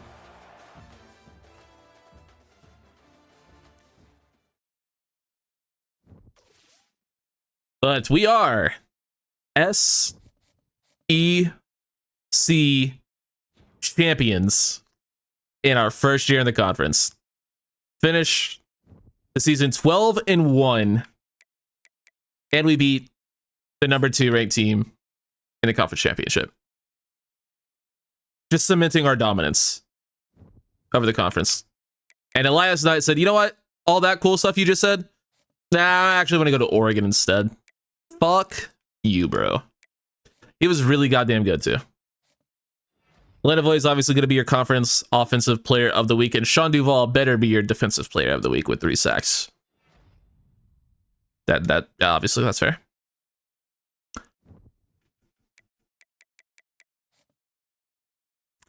Yeah, no, we're checking this. All right, Kai Strong. Good game from him, I guess. Sure. 2 forced fumbles and 2 fumble recoveries. Did we even fumble twice? Did that even happen? I guess we did. Fair enough. I was looking at the guy who had 3 sacks, so I don't know. Because yeah, he had 2 forced fumbles, but and 2 fumble recoveries, but they fucking lost, bitch. Our 3 sacks got us a win. His forced fumbles didn't do shit. Bye week in week 16. Kyle Rosario, our offensive coordinator, wins the Broyles Award. That could be bad. He could want to leave. I don't want him to leave. Please don't leave. Bryce Kane, with 18 touchdowns, wins your Heisman. I disagree. Darren Finger wins the Johnny Unitas Golden Arm Award for quarterback of the year. I would give him the Heisman personally. That's just me, though. Damon Fayad wins best defensive player. I'll take it. 8 sacks, 18 TFLs. That's actually a really good number. He also wins best defensive end. Duh. Darren Finger wins best quarterback. Duh. Isn't that what the Johnny Unitas Award is? Best running back goes to Jay Simon. 930 yards, 14 touchdowns. Pretty good year. Jeremy Griffin wins best tight end for 700 yards and 5 TDs. Luke Wisham wins best defensive back. This is all just because we're a highly rated team. Alonzo Jackson, best linebacker. No, he wasn't. Damon Fayad wins the Lombardi. We won a shit ton of awards. That's pretty cool. You want to see what we don't have, though, is All-Americans. Finger did finish second in the Heisman, and Randy Schmitz finishes top 5 as well in Heisman voting. That's pretty cool. We'll check out the bowl winner or the bowl games in a minute, but yeah, I just want to show you that we probably won't have very many All-Americans at all. Yeah, all of those award winners, only 1 player on our entire team made national first team, and it wasn't even the guy who won best defensive back. Jay Simon did make second team, though. Alonzo Jackson made second team. Freshman team, Jeremy Griffin made it. That's fair. I would hope so. He won the award for the best tight end. See if we had any SEC all-freshmen. Jeremy Griffin, duh. Cam Workman, fair. First team, okay, we have a lot. Simon, Schmitz, Griffin, Ellsworth, Story, undeserved. But Jackson and Cargo also make it. Second team, Sean Duvall and Cole Watson, I guess. While we're here, we'll check out stats as well for the regular season, just so the playoffs don't taint that. 3,600 yards, 40 touchdowns, 8 interceptions for Darren Finger. Should have won the Heisman if you ask me, but got fucking robbed. Jay Simon, 200 carries, 14 touchdowns, 930 yards. Pretty good season, 4.7 per carry. We'll take. That's the best running back season we've had by a mile in the series. Pretty good season from Randy Schmitz as well. 62 catches, 840 yards, 13 touchdowns. Ricky St. Louis goes for 53 catches, 800 yards, 8 touchdowns. Griffin, 65 for 705. Lanovoy, who missed a lot of the year, still finishes with 12 touchdowns. Are you fucking kidding me? On 28 catches and 560 yards. That is crazy production. So Marcus Gray played a good role, 26 catches for 420 yards, 2 touchdowns. Jay Simon was a decent option out of the backfield. Labino, I swear he had more than 8 catches. I feel like we were calling his name every week, but maybe it's just like a catch a week type of thing. Who knows? Yeah, I need our tackles to be better. Better than, you know, that. 18 TFLs for Fayad is a ton. 15 for Legend Bacon is also a ton. Handful for some other guys. 8.5 sacks for Fayad, led the team. 6 for Bacon, 5.5 for Sean Duvall. He's so disappointing. 3 for Danny Sauer. He wanted to say Bauer for some reason. Thompson with 2.5, 2 for Workman, 1 for some other dudes. 5 picks for Ahmad Shah. 4 for Deep Bridge, 3 for Wisham and Cargo. How did Wisham get best DB when, like, all of these guys had better seasons? Cargo had 3 as well. 2 for Jackson and Watson, 1 for Elijah Green. Was it TDs? No, because we didn't have a single defensive TD.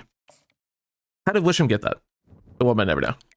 And now finally, we'll check out the CFP bracket to see who made it. What? North Texas and Auburn in first round. We also have Ole Miss, Syracuse, Cal, and UMass, Miami, and Florida play each other. That's kind of funny. And then getting buys are Iowa, us, NC State, and Colorado. I don't understand how this works. So we get the winner of Ole Miss and Syracuse, which I guess is a pretty good draw. I think NC State got the best draw by far, but I'm not complaining. You are. Early National Signing Day. Could be the stuff of absolute legend. We don't know any of these guys. Some 3-stars that are all gems, except for this guy. He does have platinum winning time, which I think is cool. And last night we didn't get, yeah, really good linebacker. Start of. I hate him. Hanoski normal. Star for Jamison Carruthers. Nice. Elite for blocking tight end Paul Mims. He's going to be such a high overall. Oh my god. Blocking tight ends, if you don't know, develop insanely well. So he's going to shoot up in overall and with elite dev. Oh, he's going to be sick. David President, only normal dev. He's going to play D tackle and he's going to be a good one. 88 strength, 75 speed. He does also have a ton of abilities at center, so he might stick at center. Who knows? Joey Corral with impact. Star for Jalen Kumar. Star for Steven Pelshak or Stefan. I like Steven. I like the Steph into Shaq. I know. A lot of H sounds in there. Anyway, Zach Prince impact. Star dev for John Vizcaíno. He's pretty good. Star dev for Shaquille Pearl. We have a lot of safeties, huh? Yeah, that'll be fine. Star for Stephen Mooney. I like Stephen there. I don't know. Just whatever rolls off my tongue. What we're gonna go with. Sione, excuse me, Toilolo. Impacts. Star for Larry Hendricks, 5-star linebacker. Elite for Legend Longa. A pass rusher. Nice. Andre Star, normal. Normal for Glenn Trainer. Impact for Frederick Waiters, a D tackle. Matt Okine with impact. He's looking pretty good though. Oscar Westbrook with only normal. That is tragic. You hate to see a normal dev. You also hate to see another normal dev for Doug Bliss. Trevor Yazzie with impact. Junior Traore with impact. Aries Williams with impact. Callum Emery with star. And show me elite dev for Weil. Tyler Wiley with impact. We're gonna go with Wiley instead of Weil. Okay, Tyler Wiley might just be the greatest quarterback we've ever seen on this channel. He's gonna be an insane overall by the time he's a senior. We're gonna end up having to play out his entire career, probably. His year 5, I can get to year 9. I think that's fair. Because he's gonna be unbelievable. But let's see who we're playing in week 1. I don't wanna, you know, part ways with any of our coordinators. We're going to be playing Syracuse. Yes, we don't have to play another SEC school. Love that. Love not having to play other SEC schools. Syracuse in the Sugar Bowl. Wait, do we need to hire staff? Did our coordinators leave? Motherfucker. Well, that's annoying. Less annoying. Found another elite recruiter. That's all we care about is elite recruiter, and we found one. So we'll be fine. We'll see what the rest of the bracket ended up looking like because we can. Auburn beats North Texas. Syracuse, of course, beat Ole Miss. Cal beats UMass. And Florida beats Miami. So their semifinal matchups are going to be Auburn and Iowa. We will play the winner of that game, which is hilarious because we did beat both of these teams during the regular season, which is also hilarious because Iowa started out 0-3 and ended up making it all the way to the quarterfinals. That is crazy. And then, of course, it's us and Syracuse, Cal versus NC State, and then Florida versus Colorado. Man. We got a rough draw for the semifinals. I mean, we got hopefully a pretty easy win against Syracuse, but I mean, they're going to be a good team. They beat Ole Miss, which I guess isn't really saying a lot, but you know, we do have to take them seriously. We're down here in Nolens, it looks like, in the Superdome.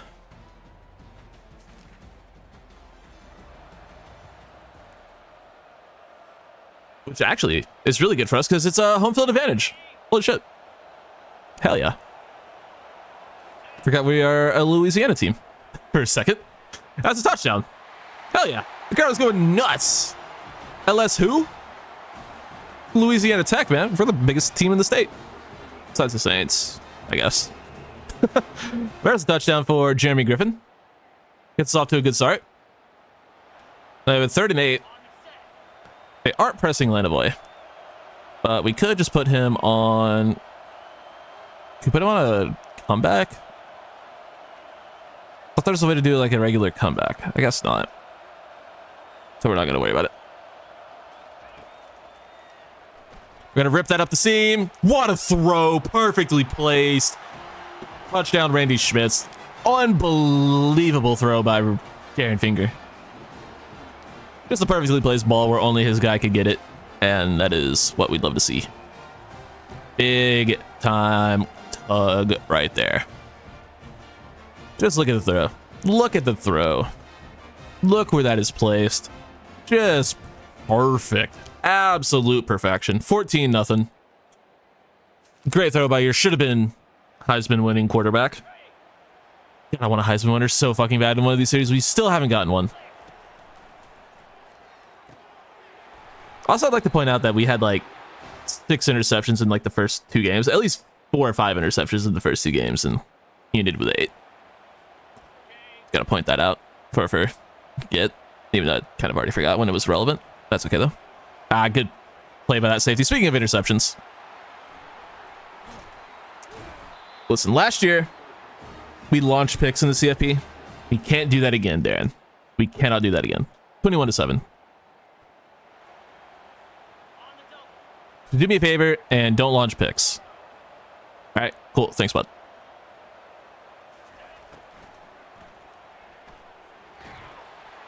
Lanovoy burned, but we're hit as we throw.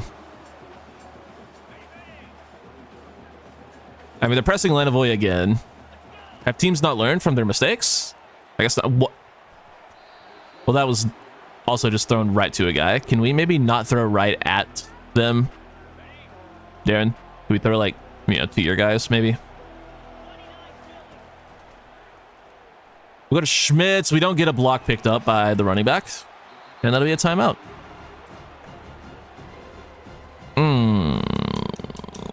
This isn't good.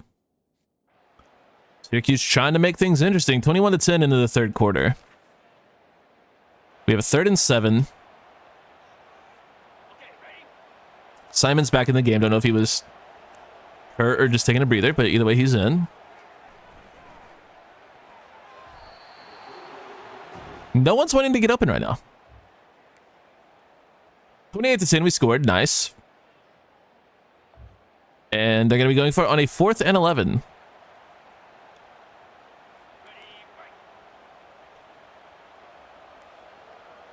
Shout out to playing defense. We haven't done it very much. That's thrown right to Cole Watson with the pick. Get out of the way! Oh my god. Kevin Beaver prevents the touchdown. Kevin Beaver plays for us. That's really annoying. That should have been an easy pick six, but that guy is a fucking idiot.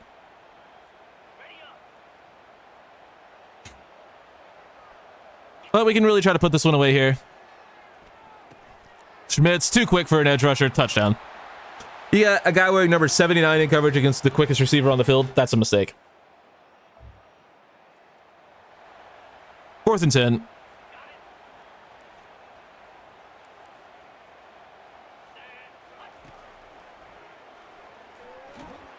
Nearly picked again, but we'll take the incompletion, of course. 3rd and 10 from the 25. Shout out to not getting a single yard on first or second down. Love that for us. Let our feet, throw to Lanovoy. Power through your huge touchdown, Gio Lanovoy. Showing off that physical archetype just a little bit. Another 4th down attempt for Syracuse.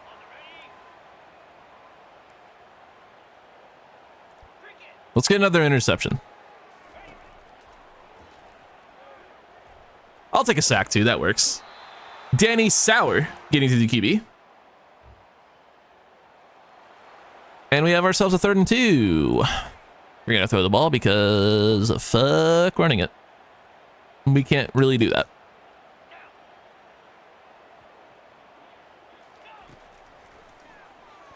Go to Ricky St. Louis. Look at a decent block. Actually, it ended up being a great block by Jeremy Griffin, and Ricky St. Louis will take it to the house for the touchdown.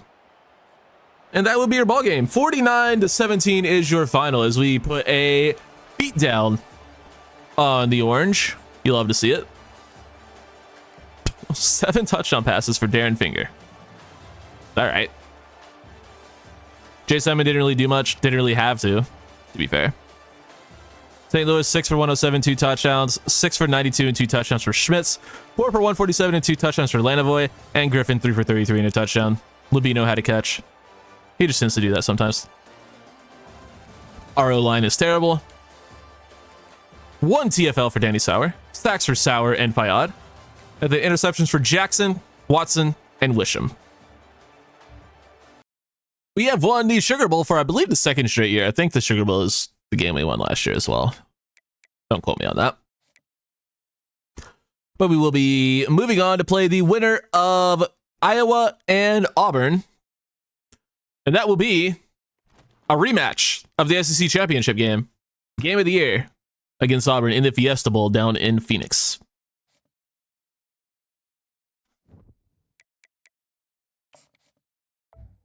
And we got our coordinator. Nice.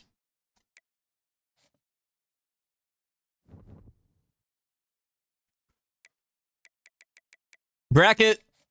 Auburn beat Iowa by 4 points. NC State beats Cal. And Florida mopped the floor with Colorado. So we are looking at a potential double rematch as we play Auburn here, obviously. If we win that game, we will have a chance to rematch the 1 loss on our record against the Florida Gators if they also win. Hopefully they lose. I would much rather play NC State. But getting revenge could also be pretty cool. But in order to get revenge, we need to win as well as they need to win. So we'll do our best. We went down very early in the SEC Championship game. We went down 28-7 early on against Auburn. Made the comeback. Got the win in late. So ideally, we would just play better throughout the game this time around so we don't have to worry about a comeback. So here's to that. I do think we are a better team. I think they just came out, punched us in the mouth, and we showed that, you know, we're gonna stick around, we're gonna punch back. Maybe they're still upset about the comeback. Maybe they're still mad. Maybe they're, you know, off their game. That's what we can hope for.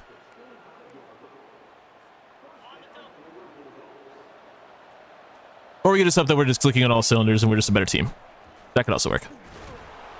We'll take a couple yards with Jay Simon. Better than nothing. Only barely, though.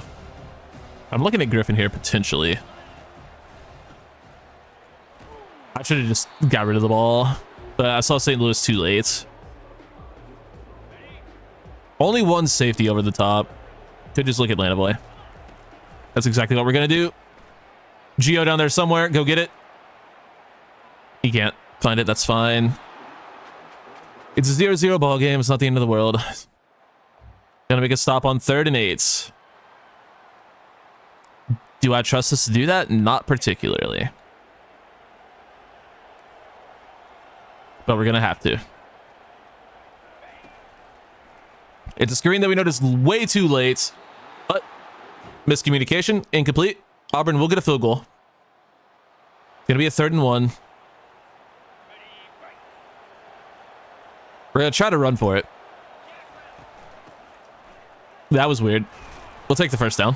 That was very weird, though.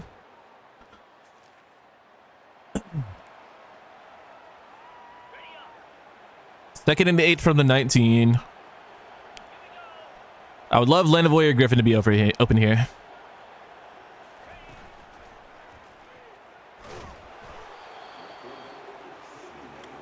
That's why play action is bad.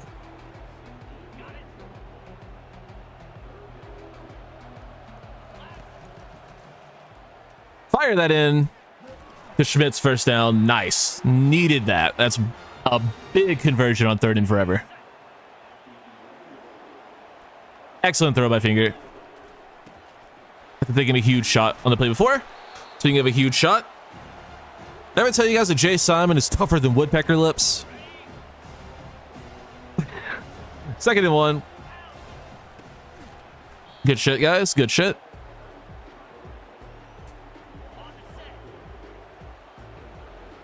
So running the ball is almost impossible. Unless it's with our quarterback. Finger gets to the edge and finds the end zone touchdown. Oh yeah. Gives us the lead, but Auburn does answer instantly. It wants to go for it on 4th and 2. All right. It's fine by me.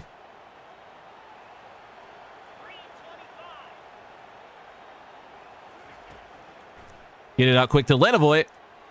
First down. It's kind of a bold play to go for it on that when we could have just tied the game, but I'm here for it. We take the lead. I know we'll have an opportunity to put more points on the board before the end of the half. Ricky St. Louis wide open, turns upfield into the end zone touchdown. RSL finding the end zone. You love to see it. The Saints of New Orleans. Ricky St. Louis. There's something there. Also, shout out to NXT Ricky Saints. Just now putting that together.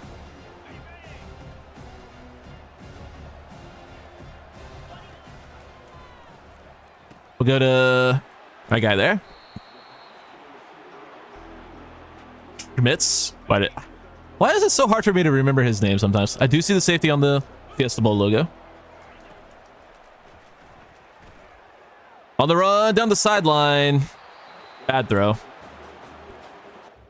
Would have been a touchdown with a better throw, but unfortunately we are no longer a scrambler with Darren Finger, and he can't throw on the run anymore. He lost all of his ability because he doesn't have the ability. 3rd and 20, we're just going to back everyone up.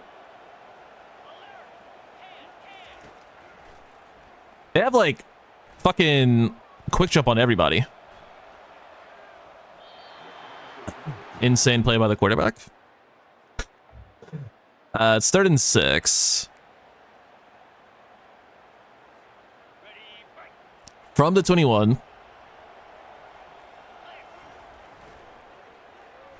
We're going to get out with Finger and just try to get the first. We will. Late hit. Should be unnecessary roughness, but it's not. For the flag ref, it's the quarterback. You got to protect the quarterback. That's what you're trying to do. How dare you let them hit our quarterback? Remember that in your paycheck. It's another one. Throw the fucking flag, dude. Who are you working for?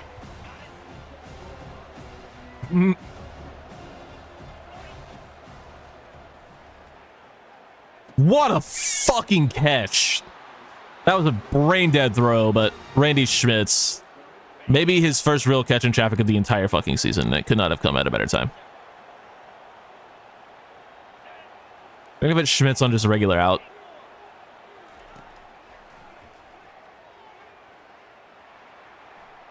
Tried to run for it. Obviously. The thing about Finger is he just doesn't really have great speed. It's only like 81 speed. Bad throw again. I just need someone to actually find space here, please. That'd be really cool. Schmitz wide open touchdown. Randy Schmitz needed someone to get open in. He finally did. That's huge. How do you know the score of the game? It's about to be 28-17. Nice. It's a really good score for us. Auburn does answer. It's 23-28, and they are somehow on the 12-yard line, as we have, I assume, just giving them the ball.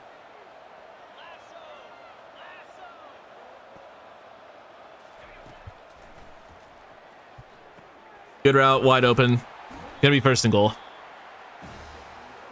I mean, I have no desire to sit here and watch them score. We score, though. I'll play a third down. Or they'll get like a 70-yard run. Yeah, 45 yards from their quarterback. Okay. Well, good news is a touchdown and extra point only ties. That's a pass breakup. Very rare we get those. And NC State did beat Florida, by the way, as we've seen the bottom. So we'll be playing NC State in the conference championship if we're able to hold on to our lead. And Auburn will score. Because of course they will. 2 minutes, 28 seconds. Another thriller against this Auburn team.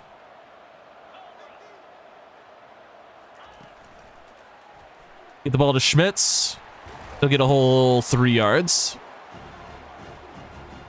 Absolutely massive gain. What are these fucking dog shit play calls, man? Fucking hell. Give me something that actually goes downfield. Or we'll get sacked. That's cool too, I guess. The game is like trying to make us lose with these awful play calls.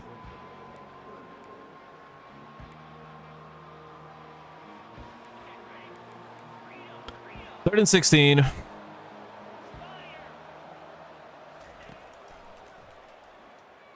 Gonna try it with Finger. First down, Darren Finger. Nice. Huge play by Darren Finger. We really did not want to give them the ball back there. And because of our quarterback, we don't have to. And because of Gio Lanovoy, we will have a lead late in the fourth. Gio Lanovoy touchdown. You thought they would have learned from their fucking mistakes in the SEC championship. They haven't learned shit. It's that SEC education system for you. We don't play school. We play football, and we're better at playing football. Auburn. Gotta make a stop. First and 10. I'm making a mistake playing this drive, but I'm going to for the content. Kick it off. Intercepted, ending the game. Armani Cargo, I believe that's who it is. Should be the game ender. And it was the senior, former Tulane transfer, Armani Cargo. He stayed an extra year to come back and try to win a natty, and he might have just sent us to the game with that pick. What a play by Armani Cargo. They were going for it all. He said, nah, fuck y'all. We're the real champs in the SEC. Massive play. Now, of course, we do still need to get a first down. If we get a first down, we do actually end the game. But we are in field goal range now, especially after that run. And Auburn gets a bullshit injury timeout, but it does cost a timeout under 2 minutes, so, you know, it's fine. Try to fake an injury, but dumbass doesn't know the rules. Fucking idiot. And Simon ends the game with the first down. Final timeout call by Auburn. We will take a knee, and we will head to wherever the national championship game is being played to take on the NC State Wolfpack. What a win. Another barn burner against Auburn. They might be our biggest rivals, honestly. 2 unbelievable games against them this season. And what a fucking performance by Darren Finger in the CFP. He has thrown 13 touchdowns in 2 games. And you know, the fucked up thing is he's probably not going to get drafted. But he fucking should. He's only like an 87 overall. So he probably won't get drafted. But if you're seeing this kind of performance, he only had 12 touchdowns. My mistake. In 2 games. One of them was a rushing touchdown. But that's an unbelievable game. Almost 350 yards, 5 touchdowns, no picks. 75 completion percentage. Unreal game from Jay Simon as well. 9.2 yards per carry. Schmidt, 6 for 92 and a touchdown. 5 for 42 and a touchdown for Ricky St. Louis. 5 for 175 and 3 touchdowns for Gio Lanovoy. Griffin with a great game. Great game from Simon as well. Well, 1 whole catch. Okine gives up a sack. Adai gives up a sack. But most importantly, Gabriel's story did not. Nice job, dude. Proud of you. Couple TFLs. Stacks for Sauer and Fayad. And a pick for Armani Cargo. Of course, the game sealer. Semi-final playoff game wiener. I said wiener instead of winner. It's funny because it's like a penis. I hate myself. Yeah, Eric, please come to our school. That's why I'm recruiting you. Lanovoy is, of course, going to be your SEC Offensive Player of the Week. Armani Cargo better be your Defensive Player of the Week with that interception. Also, how did Darren Finger not win Offensive Player of the Week? Also, I guess Cargo didn't get it. Whatever, dude. That's fine. NC State and the Natty. They earned their way here. They beat, what's it called? Oh, we got Strategist. That's really cool. I'll definitely use that. No, but they definitely earned their way here. They beat Florida by 21 points. Would have preferred the rematch. No, wouldn't. We got the hopefully easier game, but it does kind of stink that we're not going to get that rematch to avenge our 1 loss for the national championship. That would have been a better storyline. But the better outcome is us just winning this game against an 84 overall team. And cementing our legacy as the best team in Louisiana. And the best team in the country. Let's do it, boys. National championship in Jerry World against the NC State Wolfpack. Yeah, this got to be terrible for ratings. I bet people like watching us with the numbers we're putting up and how we're playing. I bet people like us at this point. Now, in a couple years, they won't like us, but right now, they probably like us. We're like the pre-KD Warriors. Everyone's second favorite team right now. We're about to be the actual Warriors in a couple seasons. Or the KD Warriors in a couple seasons.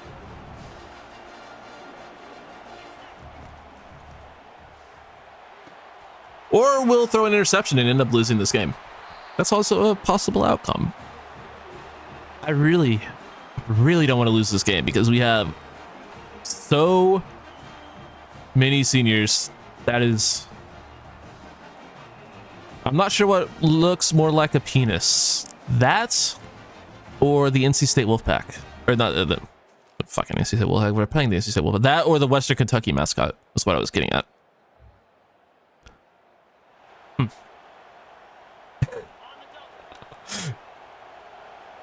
That is certainly something. Duval can't make the tackle, and they'll get a first down. Double safety blitz. Sounds like a terrible idea. Let's do it.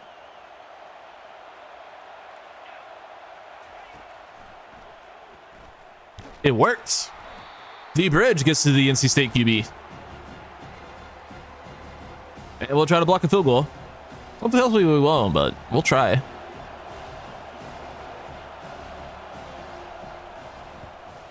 We did not block it. Update. Didn't block shit. Now, can we score, though?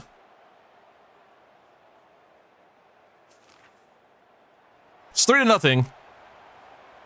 Start of the second quarter.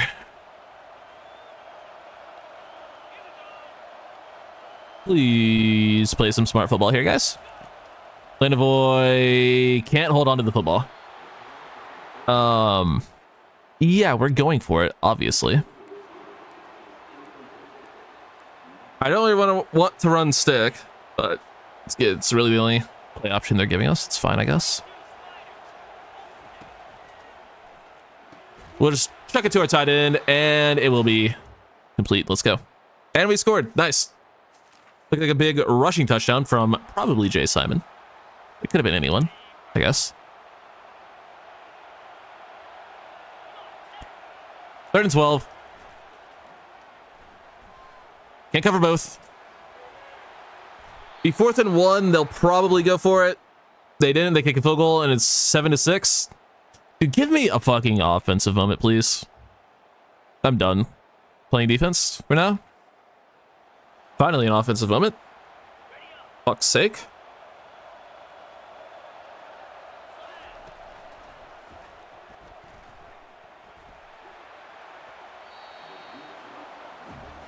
I don't really think that was just that just wasn't good. That just wasn't good. That's my assessment of it.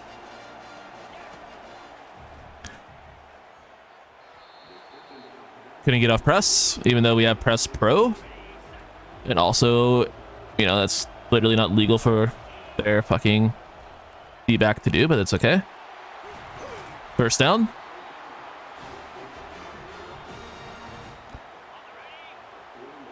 It's fine.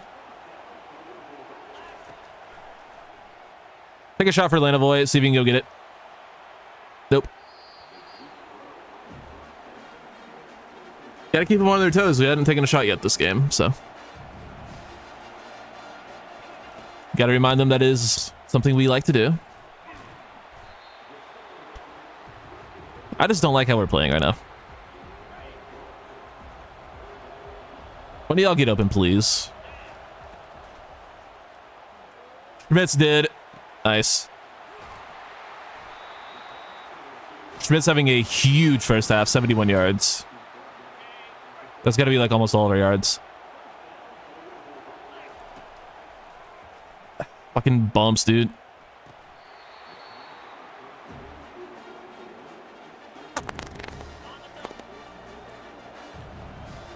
Someone get open. Nobody open. I mean, we can take a field goal going into the half. That's not the worst, but obviously we want more. Schmitz makes it an interesting decision. I'd rather go for it. I'd rather go for it. So we're going to. 4th and 2 from the 5. Same play, same route. Touchdown, Randy Schmitz. Let's go. Just getting an insanely quick receiver. Running an easy route. It'd be really cool if we could stop this team. Like, how are we struggling with NC State? It's pretty annoying.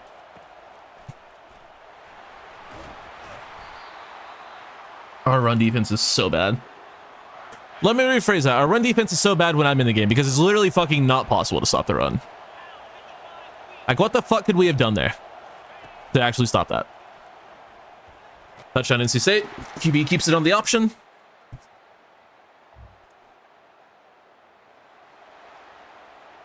Third and 4 from around midfield. I would call this 4-down territory in the third quarter, but we won't need to. First down. That was supposed to be a level concept, not like a fucking corner route or whatever the fuck he tried to make it. I guess we can throw a screen. Why not? We'll throw it to the wide side of the field, though, because, well, it's a fucking slip screen.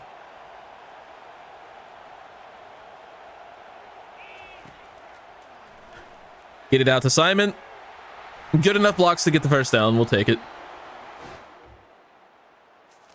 4th and 1. Yeah, we're not kicking a fucking field goal. You're out of your goddamn mind if you think we're kicking.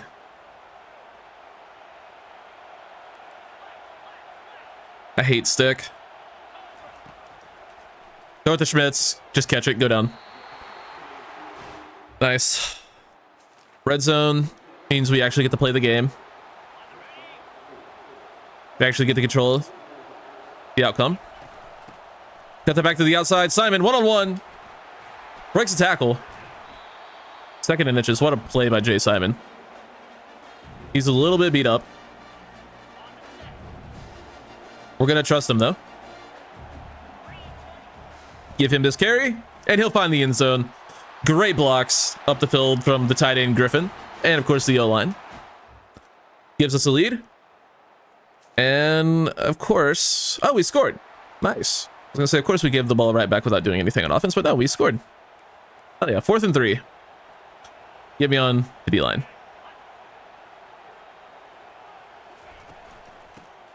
Damon Fayad can't make the tackle. They're going to give him forward progress. Do we think he actually got forward progress? Ball is on the 32. So the down to gain is 35. We'll just call it that.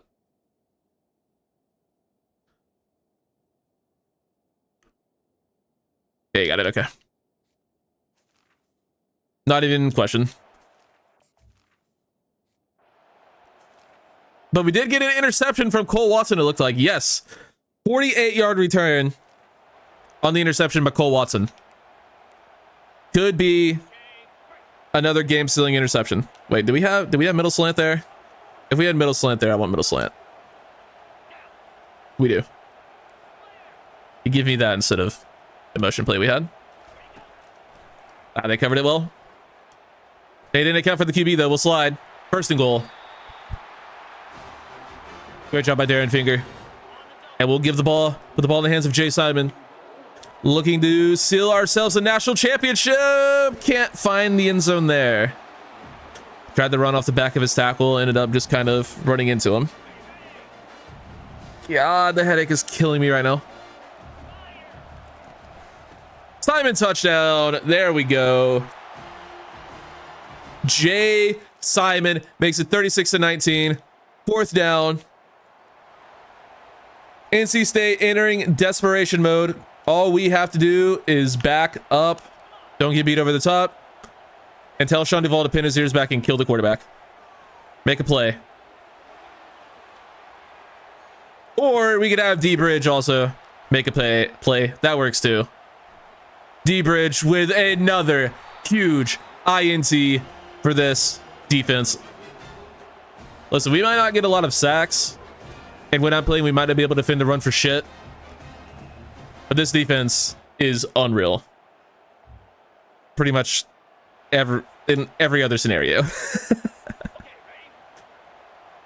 I think you know where the ball's going here.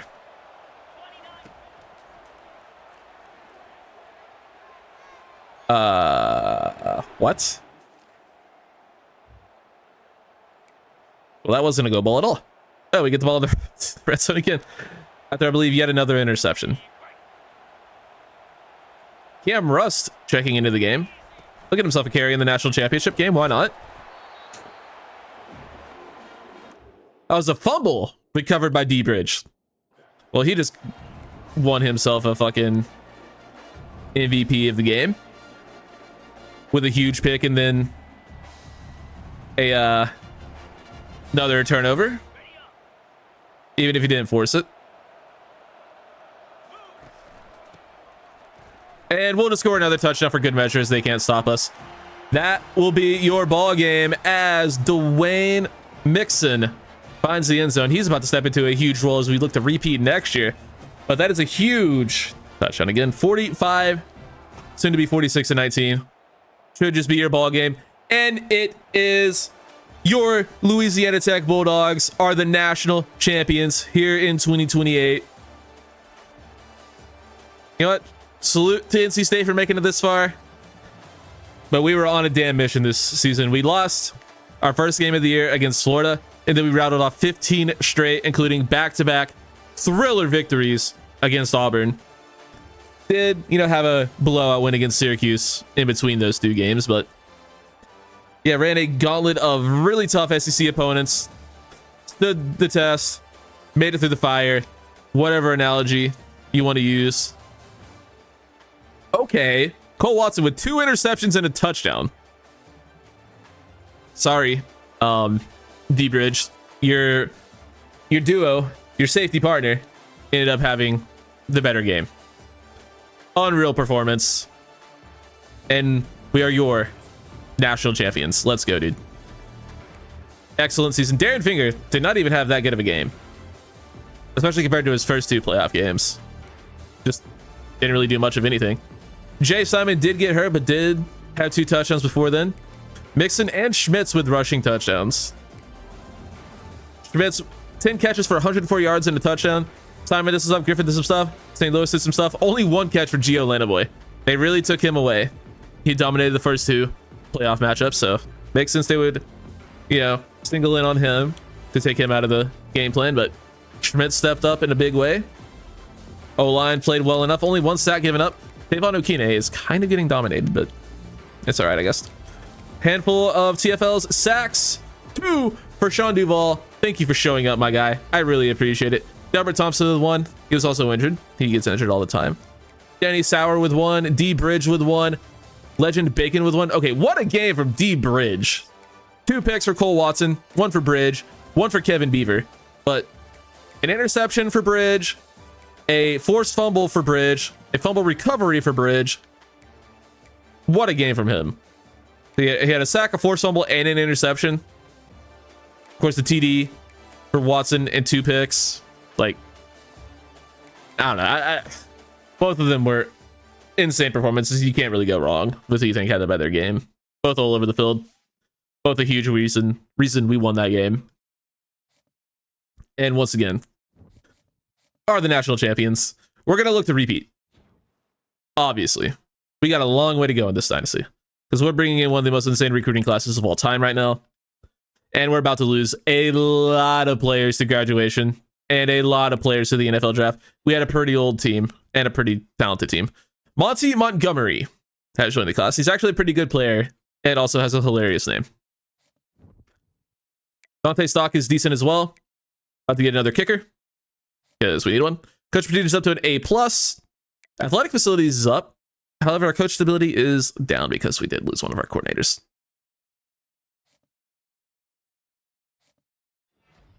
D Bridge wins SEC Defensive Player of the Week. Makes sense. Even though he didn't win Player of the Game. That's weird. He's also your National Defensive Player of the Week. Did we not get Offensive Player of the Week? No, we did. Randy Schmitz. At least SEC Defensive Player of the Week.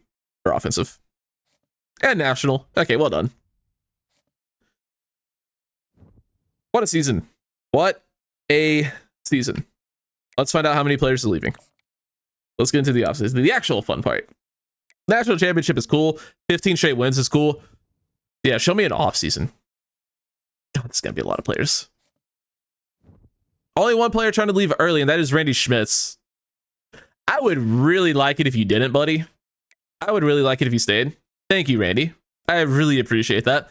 It would have been really sucky to try to replace your production along with all the other players we're losing. Quarterback, Darren Finger, graduating. He was unreal. 4-year starter. Had an incredible senior season. It's going to really suck not having him, and it's also bullshit he's not going to get drafted. Hopefully he sneaks into day 3, but in my mind, he is by far the best quarterback in college football, so someone should definitely draft it, but whatever. Jay Simon is going to be a 4th-round pick. We'll be missing you. Former receiver receiver converted, rather, to running back. Ended up having a monster senior year. Receiver Schmitz is staying. DeMarcus Gray and Gio Lanovoy are both graduating. 2 players who had monster careers for us. Multi-year starters. Thank you, guys. Enjoy whatever it is you do after football, because you're also, unfortunately, not going to be getting drafted, despite both having elite size and speed and intangibles and everything for the position. NFL sleeping. No one at tight end is going. Austin Ellis graduated. He was a spot starter for us. Kari Lee transferred in, won a national championship. Appreciate you. Ron Ellsworth graduating. He's going to be a 3rd round pick. Congratulations. Tyler Cohen graduating. He's a multi-year starter for us. We'll be missing you. Gabriel Story is a projected round 2 pick at tackle. He's also graduating. 4-year starter. No, 3-year starter. Yeah, he was a 4-year starter. Yeah. He wasn't redshirted. Left end, we're not losing anybody. Right end, or defensive tackle though, Delbert Thompson graduating. He should also probably get drafted. Sean Duvall is going to be a 4th round pick. That's absurd. He should definitely be a higher than a 4th round pick, but whatever. Not losing anyone on linebacker. Alonzo Jackson is projected to be a round 2 pick. Appreciate you. One of the first things I told you guys in this series was that Alonzo Jackson was going to turn into a monster by the time he was ready to graduate, and he did. And he is graduating, and he's going to be a round 2 pick in the NFL. He is going to go dominate, probably as an off-ball linebacker, but a guy who can blitz a little bit, a guy who can cover a little bit. Really good player. Really good modern linebacker. Luke Wisher, multi-year starter. He's graduating. Armani Cargo transferred in from Tulane after the 1st or 2nd year. He ended up staying after his junior year, where he could have gone pro in the 1st round. Decided to stay for next year. Still goes in the 1st round and helps us win a natty. So appreciate you for coming back. Elijah Green graduating. Tim Yoki played a role for us this season. He's graduating. Safety Daniel James transferred in. Won a natty. He's gone. Cole Watson, going to be a 5th round pick at strong safety. He's graduating. As is D Bridge, a 4-year starter for us. Part of that very first recruiting class. He's gone. We're losing a lot of talent. We're losing a lot of really good players. But thankfully, we brought in an unbelievable recruiting class that should very easily be top 2 in the nation. Dre Bolin, 3-star center, joins said incredible recruiting class. And I'm willing to bet we had a bunch more players drafted than we said. Armani Cargo, round 1. Gabe Story, round 2. Alonzo Jackson, round 2. Ellsworth, round 3. Duvall does sneak into round 3. That is very nice for experience for other defensive ends. Simon, round 4. And Cole Watson, round 4. So Darren Finger did not get drafted. This is bullshit. This is bullshit. Whatever, dude. We got a billion hours to spend in off-season recruiting, should we need to. We won't really need to, but we're going to make sure we bring in all these other guys. So, yeah, I'll see you with anything interesting that happens. We added a couple of transfer portal guys because they had interest. Not really going to be doing much else in recruiting.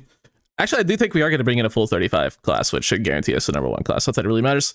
Devontae Tabor, a center from Sandy, Utah, joins, as is Eric Cortez, a receiver from Hattiesburg. I mean, yeah, we're bringing in some more players because we can. We have unlocked Master Motivator.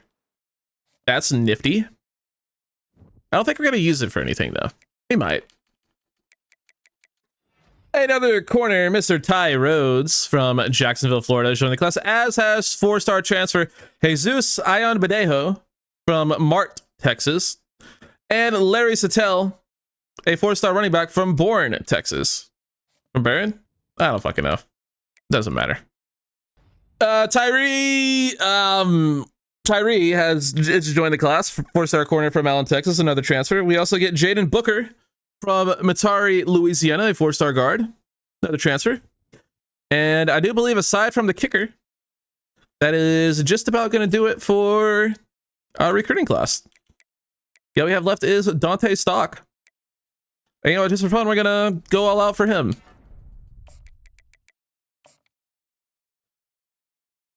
He's actually a really good kicker prospect. Like, very good. Got a 92 kick power, 74 accuracy, mega leg, and winning time. We had a guy with platinum clutch kicker, but he had like 86 kick power, which like is good, but like not good. And what did you look at that? We got Dante Stock from Moscow, Idaho. Hey, first off, why is there a Moscow, Idaho? Second off, why is there a black kicker from Idaho? Listen, all I'm saying, there's a guy named Dante Stock playing football in Idaho. He's not playing kicker. That's all I'm saying. Is if that guy is in Idaho, 6'2", 176, he is not playing kicker. Anyway. National Signing Day. Brought in 35 players, should be the number one class in the country, and it is easily the number one class in the country. First transfer running back, freshman transfer running back, Larry Sattel, star dev for Jaden Booker. Should probably be a starting guard for us this season. Ion Badejo, only impacts. Tyree with impacts. Dante Stock with star dev at kicker. You love to see that. Monty Montgomery, only impact, but he's a really good athlete. That's cool, I guess. Ty Rhodes, star dev. Also a very good athlete. Let's go. Eric Cortez with star. Dre Bolin, star. Devontae Tabor, only normal. Platinum winning time I thought would carry. I guess not. Ionsky, normal. Carruthers, star. Elite for Paul Mims. I think we do everyone else other than those last few guys. But yeah, we did. If you want to, see another overview of one of the best recruiting classes we have ever brought in on this channel. Absolutely insane number of great players, including Tyler Wiley, who will in all likelihood be our starting quarterback next year with some unbelievable stats. 84 speed as a field general. He's going to be ridiculously good. But yeah, great class. 35 players, 6 5-stars, most of the country. We also had 23 4-stars, which was 3rd in the country, and 6 3-stars, which is not going to be, anywhere near the top. But yeah, obviously by far the best class in the country. And we got a lot of positions to change, so wish me luck.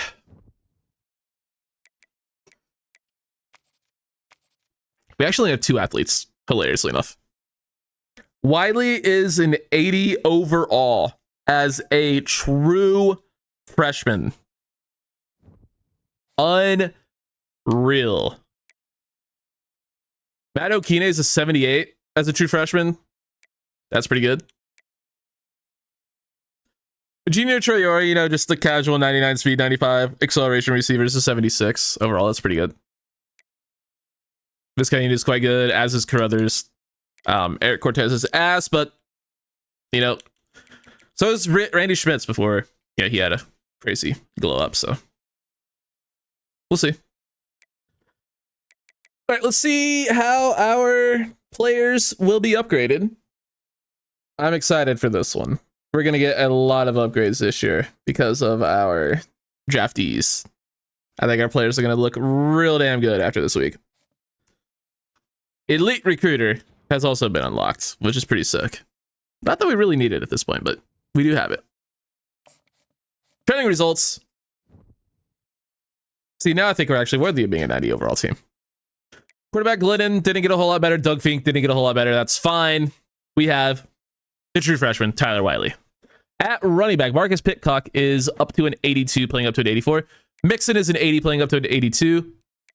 It'll probably be Mixon. A lot of Mixon, I imagine, because he has the speed to back up the power and the abilities. So I'm leaning towards Mixon being the starter. We'll see, though. At receiver, Randy Schmitz kind of plateaued, but he is still a 91. St. Louis is quite good. Byler is quite good. He might actually get to play, finally. Jesse Theus is okay.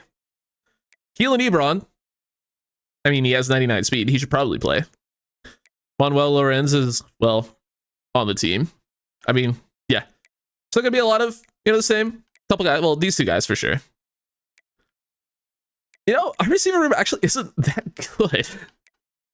I mean, we got some elite players, but yeah, it could be better. Jeremy Griffin, up to an 87 overall at tight end. One of the highest tight end overalls we've ever seen. Engler is decent. Labino is okay. Ryan Sampson is okay. Trainer has been plateaued for multiple seasons. Adai is up to an 88, playing up to a 90. That's pretty good. Hopefully he plays better this year. Okine, 88 playing up to a 90. Hopefully he also plays better this year. Joey Church moved him to center. He's up to an 88. Not bad. He'll probably start over Ruse. Saul Morton. He's only a redshirt freshman, actually. He's about to be a monster. Nice. DeMarco Block is the highest overall guard, but I'm actually pretty sure it's the transfer guard we brought in who will end up starting. I think he's a higher overall than Block. Amerson is okay. Vaughn is okay. Yosefa Manuai finally ready to step into a starting role. 85 playing up to an 87. That's not bad. Fayad is an 86 playing up to an 88. He has quick jump. Please dominate. Please. You have quick jump now. Please dominate. Eli Hillman, rather, is actually a pretty decent backup, as is Prince Cook. And then the other side, Gabe Rains. He is pretty damn good. He's an 89 playing up to a 92. Has a ton of abilities. He's quite solid. Adonis Dobbs, I was hoping he would take a bigger leap than that with gold quick jump, but I guess it's not really in the cards for him. Bobby Lovelace, former 5-star, didn't really get upgraded too much, but he is only a redshirt freshman. So, yeah, Gabe Rains plus Bobby Lovelace. It's a really good duo. We'll take it. Legend Bacon at 87 playing up to a 91 into his senior season. Cam Workman jumps Denny Sauer. He has a lot of good abilities. 85 overall playing up to an 89. Sauer's an 83 playing up to an 87. And then Jared Murphy is also quite good, as is Ladarius Majetti and Jared Corner. So RD tackles, all great. Love that. Kevin Beaver is one of the highest overalls on the team, 88 playing up to a 93. Great off-ball linebacker with platinum wrap-up and bronze blow-up. Love that for us. That's pretty cool. At middle linebacker, Nick Abram is an 80 playing up to an 85. Deontay Boudreaux has been the same player for multiple seasons. He's been maxed out the entire time. Arnold Boyce is okay. And then at the other outside linebacker spot, we have redshirt freshman Dom James, former 5-star. He's ready to step into a starting role. And Derek Treadwell, pretty good cover linebacker, is there as well. Corner Machaws, 87 playing up to an 88. Nick Singletary takes a big jump as a redshirt freshman. He's an 83 playing up to an 84. Devontae Cargyle is an 81 playing up to an 83. And Kevin Kashama is an 80 playing up to an 82. So it's kind of just a Mod Shaw and some dudes. So we're hoping a Mod Shaw can dominate. Free safety Troy Vales, 85 playing up to an 86. He's been the same player for multiple seasons, but he'll probably actually finally get a chance to start this season. Wicks is okay. Toy Lolo. We'll be lucky if he's on the team after this next screen. Admittedly. Emil Ivy, 84 playing up to an 86. Got gold aftershock, silver. House call. Jackie Ahmed didn't really improve too much, but he's okay. Emil Ivy will probably start. Carlisle's looking decent. And Connor Awe also looking decent. How many players are we going to have to get rid of? Only 10. I thought it was going to be a lot more than that. That's doable. That was actually very difficult. We got like 7 or 8, or like 7 pretty easily, and then the last couple were a couple of very hard decisions, but yeah, we made them. I had to. What are you gonna do? Suffering from success of having too many damn good players who want to be on your team? Take a very quick look at a couple of preseason guys who might want to join the team. Don't know what positions we'd be looking for. But we have a couple of 5-stars who have us first on their board, a tackle and a safety. We'll look at them just to see. Antoine Mustapher, 91 strength, I'm already in. Morgan McClam, pretty funny name. They'll both get scholarship offers from me. But that'll do it, guys. I appreciate you so much for watching. We still got multiple seasons. We want to run this back. And also, we got to see, how good this quarterback we just got ends up being. Thank you guys, and I'll see you all in the next one. Thanks for watching. Take it easy.